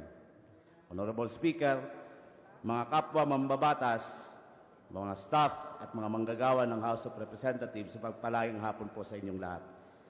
Sa darating na Nobyembre 30, ang ika-153 kaarawan ng ating dakilang leader ng Rebolusyong Pilipino, ang Supremo ng Katipunan at ang masang Anakpawis laban sa kolonyalismong Kastila. ang bayani at unang Pangulong Sigat Andres Bonifacio. Sa bahagi ng Anak Pawis Party List, kinikilala namin ito bilang araw ng mga anak pawis. Dahil kami ay kumukuha ng inspirasyon sa pakikibaka at pagbigkis niya sa masang manggagawa at magsasaka para sa paglaban para sa tunay na kalayaan at demokrasya. Ngayong araw hanggang bukas, nagaganap ang pulong ng Pambansang Konseho ng Anak Pawis Party List. Dinaluhan ito ng mga kinatawan mula sa iba't ibang rehiyon, mula Luzon, Visayas at Mindanao, at mayor na isyong usapin pa rin ay nananatili sa usapin ng lupa, sahod, trabaho, pabahay at karapatan bilang mga banggit ng kanilang mga reports o ulat sa nagdaang eleksyong 2016. Mr. Speaker, at kapwa ko mambabatas, naniniwala akong kumbinsido tayo na mayorya sa ating mamamayang Pilipino at populasyon ay nakabatay o namumuhay sa kanayunan. Ayon din sa datos ng Philippine Statistics Authority, 55% ng populasyon ay nasa kanayunan. Kaya't sa mahigit 100 milyong Pilipino, 55 milyon ang nasa mga probinsya. Sa makatwid, wala sila ibang pagkukunan ng kabuhayan kundi ang pagbubungkal ng lupa at kung ibabatay sa demokrasya na isa sa mga mayor na kabuhayan sa mayor na mitiin ni Bonifacio, ito ay ang kanilang demokratikong karapatan para sa lupa na sinasalamin ng tunay na reforma sa lupa na pinagmulan at pinapasimulan ng libreng pamamahagi ng lupa. Alam naman po natin, dahil ito po ay panahon ng kolonyalismong Espanyol, ang pagsakop sa ating lupain at ang pagkamkam ng daang-daang libong hektaryang lupain ng mga kongkestadores, ng gobernador general at ng ibang kanilang itinayong gobyerno ay pang-agaw ng lupa sa mga mamayan na tinawag nilang mga Indio. Mga kapwa mambabatas, may bago tayong Pangulo, si Pangulong Rodrigo Roa Duterte, na nagtagumpay noong eleksyon dahil sa kanyang pangako na change is coming. Naghihintay ang masang Pilipino ng mga fundamental na pagbabago. Una rito, ang pagbabago para sa tunay na reforma sa lupa. Malagang usapin ito dahil ang Pangulo ay nangako ng pagbabago na kung saan ipapamahagi ang mga lupang ito. At konkretong maisabatas ang tunay na reforma sa lupa. Nakasalang po ang mga panukalang batas na yan. Noong Pebrero, sa Presidential Challenge Forum na inorganisa ng Kilusang Magbubukid ng Pilipinas o KMP, ipinangako ng noong kandidato pagkapangulo na hindi lamang sapat na bigyan ng lupa ang mga magsasaka, bagkos dapat silang bigyang ayuda. Kasunod nito, sa kanyang speech sa Tarlac, ipinangako din ng ating kumakandidatong Pangulo at ngayon ay Pangulo, ang free irrigation services para sa mga magsasaka. Tayo rito sa Kongreso noong budget hearing na ipinanukala ang paglalaan ng dagdag na 4 na bilyong piso na subsidy sa budget ng NIA para di maningil ng irrigation service fee o ISF. Sumusuporta pa rin ito, pumupustura pa rin ito na maniningil dahil ito raw ang nakasaad sa kanilang charter. Napakaraming issue ang umaapekto sa mga magsasaka sa kasalukuyan. Maging ang multi-billion na COCO levy fund na hinuthot sa mga magsasaka na ipinangako ng Pangulo na ibabalik sa kanila ay sa kasalukuyan hindi pa rin na ibabalik. Sa issue ng mga manggagawa, matingkad ngayon ang pagbabasura ng kontraktualisasyon. Ipinangako rin ito ng ating Pangulo na sa 1 linggo lang ng kanyang administrasyon ay ibabasura na ito. Mahigit 100 araw na po sa kanyang panunungkulan ay umiiral pa rin ang kontraktualisasyon. Si Dole Secretary Bello ay inaasa na rin sa Kongreso ang pagbabasura nito. Walang hakbanging ginawa ang kanyang departamento o ang ehekutibo para magkaroon ng moratorium sa implementation ng Department Order 18-A. Mr. Speaker, mga kapwa ko mambabatas, ang sahod ng manggagawang Pilipino ay malinaw na mababa. Ang pinakamataas na minimum wage ay sa NCR, 491 pesos per day, habang ang pinakamababa ay 260 pesos sa Region 8 o Eastern Visayas. Ang tanong ko ukol rito, may nabubuhay pa bang pamilyang manggagawa sa 260 pesos kada araw? O para mabuhay ay titipirin nila ang kanilang pagkain? Minsan, dapat 3 beses sa isang araw kumakain, 2 beses na lamang.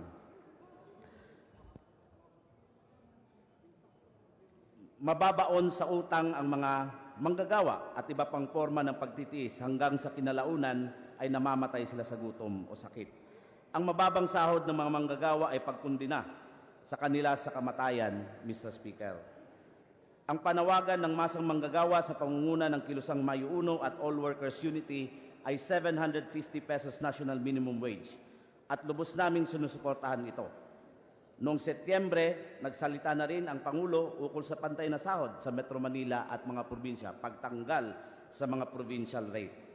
Ang sektor ng urban poor ay napakarami din na kinakaharap mula sa malawakan at mararahas na demolisyon ng kanilang komunidad hanggang sa kawalan ng kabuhayan maging sa mga utilities sa mga relocation sites. Mr. Speaker, mga kapwa mambabatas, habang ang mga marginalized sectors ay nag-iinisyatiba na para isulong ang kanilang mga interes at karapatan, ang gobyerno, partikular ang pulis at militar, ay tinturing pa silang mga target ng militarisasyon, harassment at oplan bayanihan na nagdudulot ng mga human rights abuses. Ang mga katutubong lumad ng Mindanao na dahil nga sa kawalang serbisyong panlipunan mula sa gobyerno ay nagtayo ng kanilang mga paaralan. Ngunit ngayon, ito ay nagiging target ng mga militar. Sa kasalukuyan, 18 lumad schools sa Palimbang, Sultan Kudarat ang biktima ng threats, harassments, and intimidation ayon sa Save Our Schools Network. Nagpapakana ang militar at LGU na ang Center for Lumad Advocacy and Services of Clans ay front down ng New People's Army. Sa Masbate, sa mga bayan ng Montreal, Dimasalang at Kawayan, todo pa rin ang mga military operation kahit pa may ceasefire. Ang mga militar sa ilalim ng 9th Infantry Division ng Philippine Army ang nagpakana ng mga civil military operations na disenyo pa ng oplan bayanihan ng dating administrasyon. Ito ay nagbubunga ng mga human rights abuses at pag-abala sa kanilang kabuhayan sa sakahan. Kung kaya't mahigit 3,000 magsasaka ang nagrally sa munisipyo ng Kawayan para ipanawagan ang pull-out ng militar dahil nga hindi sila makapagsaka at nasisira ang kanilang mga pananim. Sa Caraga Region, patuloy ang malawakang militarisasyon kung saan 78 na barangay sa 22 bayan ng Agusan del Sur, Agusan del Norte at Butuan City ang binabaran ng militar sa ilalim ng 4th Infantry Division Philippine Army. Mr. Speaker, mahalaga ang isyong karapatang pantao dahil habang isinusulong ng Pangulo ang peace talks sa National Democratic Front of the Philippines o NDFP ay todo naman sa operasyong militar at nilalabag ang mga karapatan ng mga magsasaka. Mga kapwa ko mambabatas, Mr. Speaker, mula pag-upo ni Pangulong Duterte hanggang SONA sa kanyang first 100 days hanggang sa kasalukuyan, lupa at kapayapaan pa rin ang panawagan ng masang magsasaka. Kung si Bonifacio ay nilabanan ang kolonyalismong Kastila, tayo naman ay nahaharap sa dominasyon ng US at iba pang kapitalistang bansa sa mga programa at patakaran ng gobyerno. May kalayaan ba ang bansa kung ang dikta ng bansang US na mag-deploy sila ng mga sundalong Amerikano ay susundin na lamang ito ng ating gobyerno? Kapag inutos nila ang pananatili ng VFA o ng EDCA, ay hindi ito mababali. Bagamat makailang beses nang tinuligsa ng ating Pangulo ang US sa panghihimasok nito, pero sa dulo ay nanatili pa rin ang mga patakarang idinidikta nila.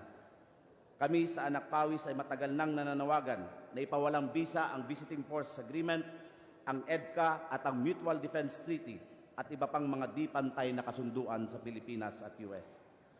Kung ibabatay sa mithiin ng ating bayaning si Gat Andres Bonifacio, malayo sa kalayaan at demokrasya ang kalagayan ng masang Anak Pawis.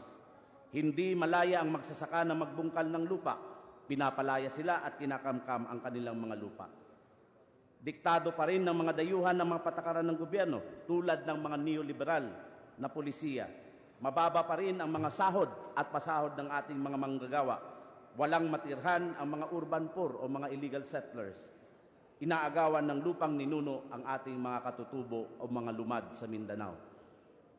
Inaagawan din ang pangisdaan ng ating mga mangingisda at hindi sila makapangisda. Ang mga manggagawang bukid ay naghihirap pa rin sa mga hasyenda na daan-daang mga hasyenda. Bilang pagtatapos, Mr. Speaker, ay hahalaw ako sa tula ng bayaning sigat Andres Bonifacio. Aling pag-ibig pa ang hihigit kaya sa pagkadalisay at pagkadakila, gaya ng pag-ibig sa tinubuang lupa. Aling pag-ibig pa, wala na nga, wala. Ito ang aming panawagan na ang dapat na dalisay, wagas at tapat ay ang pag-ibig sa bayan. Isadiwa ang mithiin at pakikibaka ng ating bayani na sigat Andres Bonifacio para sa kalayaan at tunay na demokrasya. Tunay na reforma sa lupa, ipatupad, sahod ng mga manggagawa, itaas, kontraktualisasyon ay ibasura, pag-pull out sa mga militar sa mga komunidad, lupa at kapayapaan, makamamamayang pagbabago dapat ngayon na.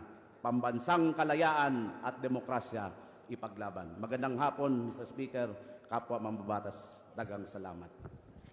Majority Leader. Mr. Speaker, I move that we suspend privilege hour. There's a motion to suspend. Sorry, Mr. Speaker, I move that we refer the privilege speech of the honorable gentleman from Anak Pawis, Kaay Castro, to the Committee on Rules. Any objection to the motion? Hearing none, motion is approved. Mr. Speaker, I move that we suspend privilege hour. There's a motion to suspend privilege hour. Any objection? Hearing none, motion is approved.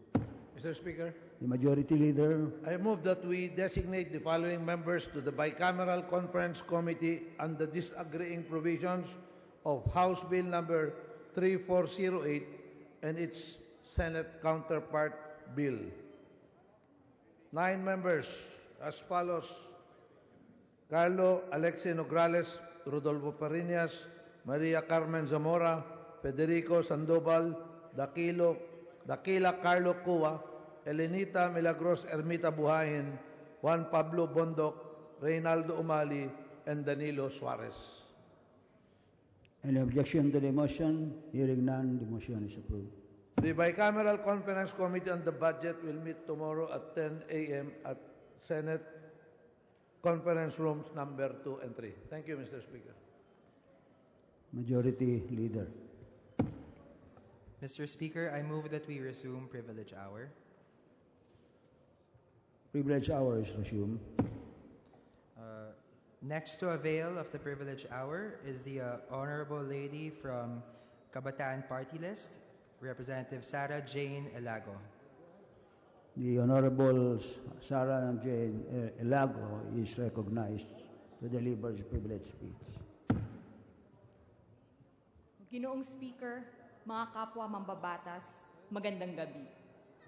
Sa darating na ika-30 ng Nobyembre, ipagdiriwang natin ang ika-153 anibersaryo ng kapanganakan ni Andres Bonifacio.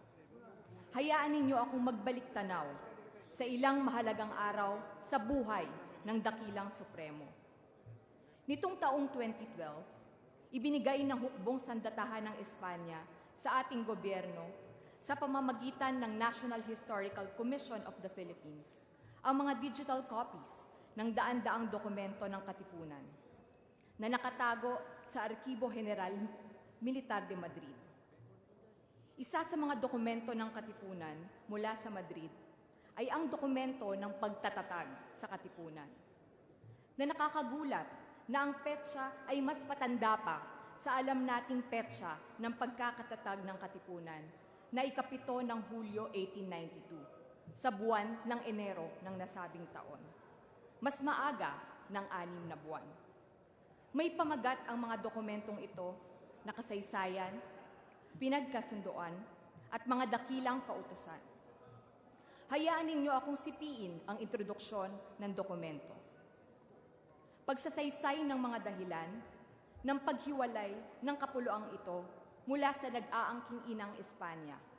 Ang umuudyok sa amin na humiwalay sa Espanya ay ang malabis niyang ugali, matigas na loob, kataksilan, at iba pang mga karumal-dumal na gawa na hindi dapat gamitin ng sino mang ina sa alinmang anak. Isinasaysay na ang mga kapuluang ito ng Pilipinas ay humihiwalay sa Espanya, magbuhat sa araw na ito, at walang kinikilala at kikilalanin bang puno at makapangyayari kundi itong kataas-taasang katipunan. Ang pangalawang pinakamatandang dokumento ng katipunan mula sa ibinigay sa atin ng Espanya ay may petsang Agosto 1892 at ganito ang nakasulat. At kaya sa mga iniirog kong mga kapatid na si Gomez, Burgos at Zamora, na nilait sa pagsintang lubos sa ating bayang Pilipinas, at sa mga ngayoy nawawakwak, nagdurusa at nangamatay ng iba sa pagpapakatapon, inihahandog ang aming puso at buhay sa pagdamay sa ilalim ng isang mahigpit at dakilang katipunang itatatag ngayon sa pagpipilitang maagaw sa kukong masakim na mga Kastila itong ating bayan at mapalaya sa hirap ang sariling bayan. Ano ang saysay ng aking pagsipi sa mga pinakamatandang dokumento ng katipunan na nadiskubri sa Madrid? Isang bagay lamang.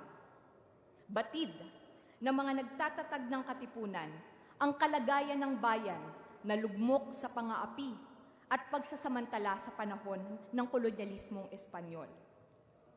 At sino-sino ang mga namuno sa pagtatatag ng katipunan?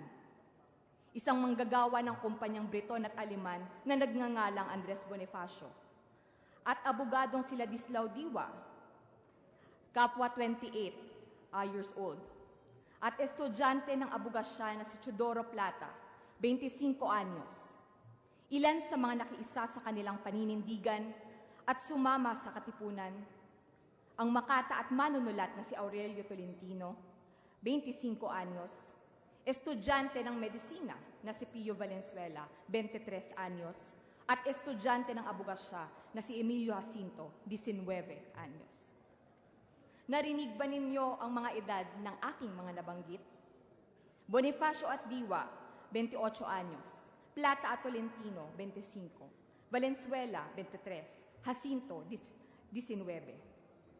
Kung hindi man sila buhay, noong binitay sa Luneta ang tatlong paring martir na Gumbursa, may muwang na ba sila sa mga taong 1872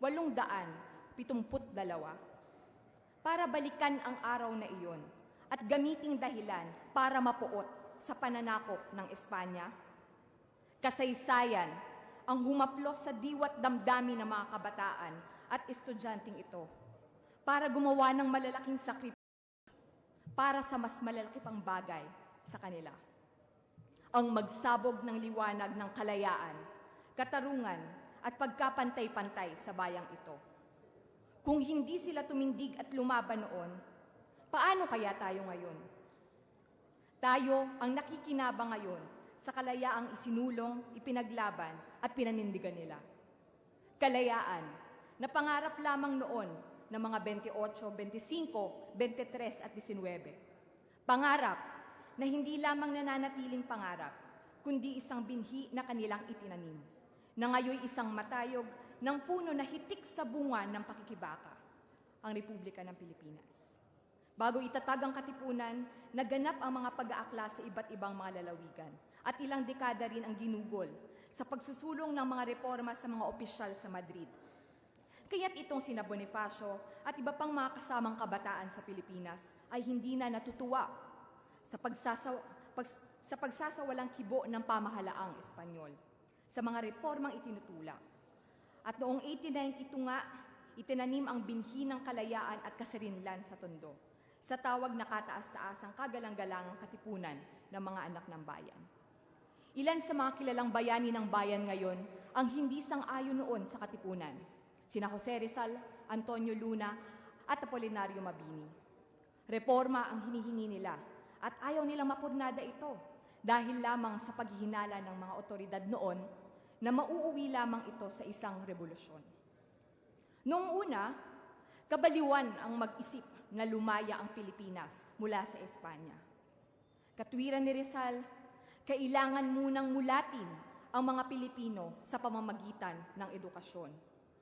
Katwiran ni Luna, hindi kakayanin ng mga Pilipino ang lakas ng puwersang Espanyol na 300 taong naghahari sa Pilipinas at daan-daang pag-aalsa na ang natalo at nasawata.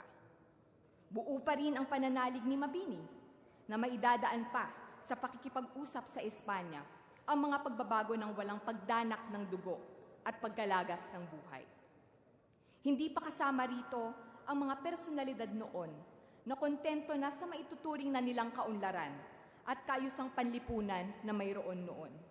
Palibhasay, nakikinabang ang mga pamilya nila sa negosyo at politika at nagpapakasasa sa mga titulo, mga medalya at mga parangal. Ito ang mga tipo ni na Pedro Paterno at Felipe Buencamino na kasama sa mga itinuturing nating mga dakilang Pilipino. Bangaban ngayon ay nagdurusa na dahil hinusgahan na sila ng kasaysayan. Samantala, ibinintang kina Rizal, Luna at Mabini ang rebolusyong sinimula ni na Bonifacio.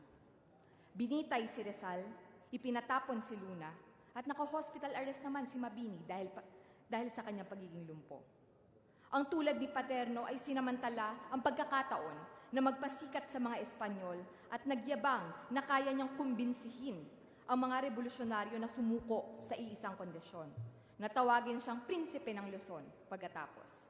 At si Buencamino ay bumuo pa ng hukbong loyalista sa Espanya na lumaban sa puwersa ni Emilio Aguinaldo sa Cavite. Sa huli, ay tinanggap ni Rizal na hindi na mapipigilan pa ang mga Pilipino na mag-asam ng pagbabago sa paggamit ng dahas. Gayong dahas din ang pilit na pinapalunok sa bawat naghihirap na sambayan ng Pilipino. Hayaan ninyong sipiin ko mismo ang matamis na pagtanggap ni Rizal sa kanyang kapalaran mula sa Mi Ultimo Adios, gamit ang saling Tagalog ni Bonifacio ng nasabing tula. Ika'y guminhawa, laking kagandahang ako ay malugmok at ika'y matanghal. Hiningay malagot, mabuhay ka lamang, bangkay ko'y masilong sa iyong kalangitan. Gayon din sina Luna at Mabini, na niyakap din kalaunan ang rebolusyong sinimula ni Bonifacio. At nanguna pa sa pagtatanggol ng kalayaan nang dumating ang mga Amerikano. Ito ang sinabi ni Mabini tungkol kay Bonifacio sa kanyang talambuhay na Revolucion Pilipina noong 1902. Ang dismayadong si Andres Bonifacio ay parating sinasabi nang siya'y nabubuhay pa na huwag matakot kanino man, huwag matakot kanino man kundi sa kasaysayan. At tunay ngang ang kasaysayan ay hindi bulag sa hustisya. At ang hatol nito ay malupit sa sinumang nagkakasala. Hindi lang si Mabini ang nakapagtala sa sinabing ito ni Bonifacio. Nakatakutan ang kasaysayan. Maging ang magiting na bayani mula sa Batac, Ilocos Norte na si Artemio Ricarte na gumawa rin ng sariling talambuhay.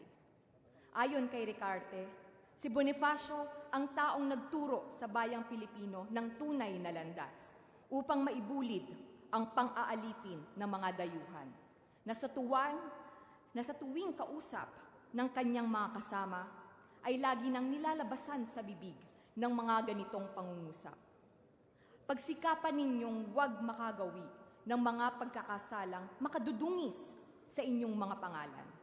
Matakot kayo sa kasaysayan na siyang mapagkakailangan ng inyong mga kagagawan. Ang may bahay din mismo ni Bonifacio na si Gregoria de Jesus ay nagbilin sa mga kabataan noong 1928 gamit ang sumpa ni Bonifacio, matakot kayo sa kasaysayan pagkat walang lihim na di nahahayag. Biktima rin mismo si Bonifacio sa tahasang pagbura sa alaala ng kanyang buhay at mga nagawa. Matapos siyang paslangin noong taong 1897 sa Cavite, nabura rin ang mga aral ng Katipunan, ang mga simbolismo nito at simulain.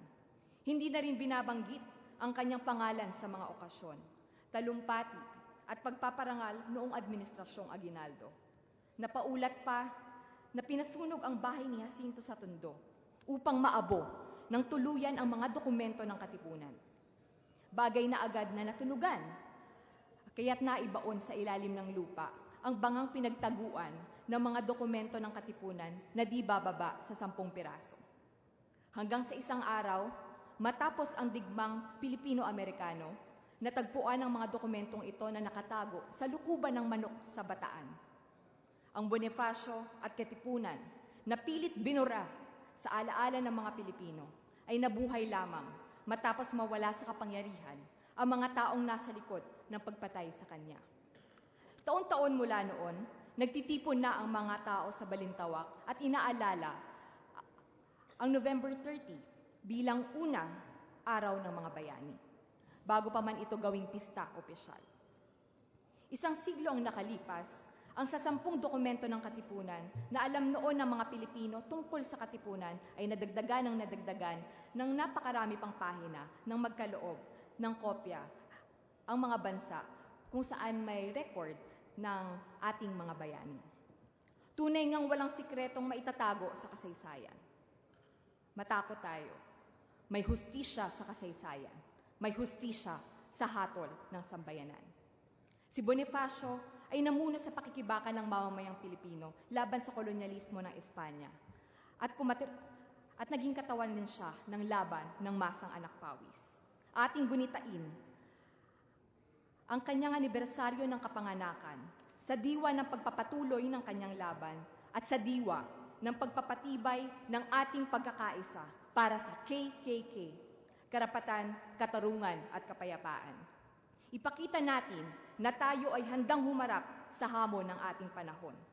Bilang pangwakas, sa hirap at sa limuot ng laban para sa karapatan, katarungan at kapayapaan, tayo ay sasalalay sa ating sama-sama at organisadong pagkilos at sa dami-dami ng ating kailangan na nagawin ng mga katungkulan sa ating mga pang-araw-araw na pakikibaka, alalahanin na sa dinami-dami ng mga salitang maaring piliin para makilala si Bonifacio sa loob ng Katipunan, may pag-asa ang kanyang piniling pangalan sa pakikibaka. May pag-asa, may pag-asa, may pag-asa. Dakilang paalala sa pagsambit ng kanyang pangalan, may pag-asa, na nasa ating tuloy-tuloy na paglaban para sa napakagandang bukas para sa ating henerasyon at sa mga susunod pa. May bukas na napakaganda, may pag-asa. Maraming salamat, Mr. Speaker. Majority Leader. Mr. Speaker, I move that we refer the privileged speech of the Honorable Lady from Kabataan Party List, Representative Sarah Jane Elago, to the Committee on Rules. So move, Mr. Speaker. Is there an objection to the motion? Hearing none, motion is approved. Mr. Speaker, I move that we terminate the privilege hour. There's a motion to terminate the privilege hour. Any objection? The motion is approved.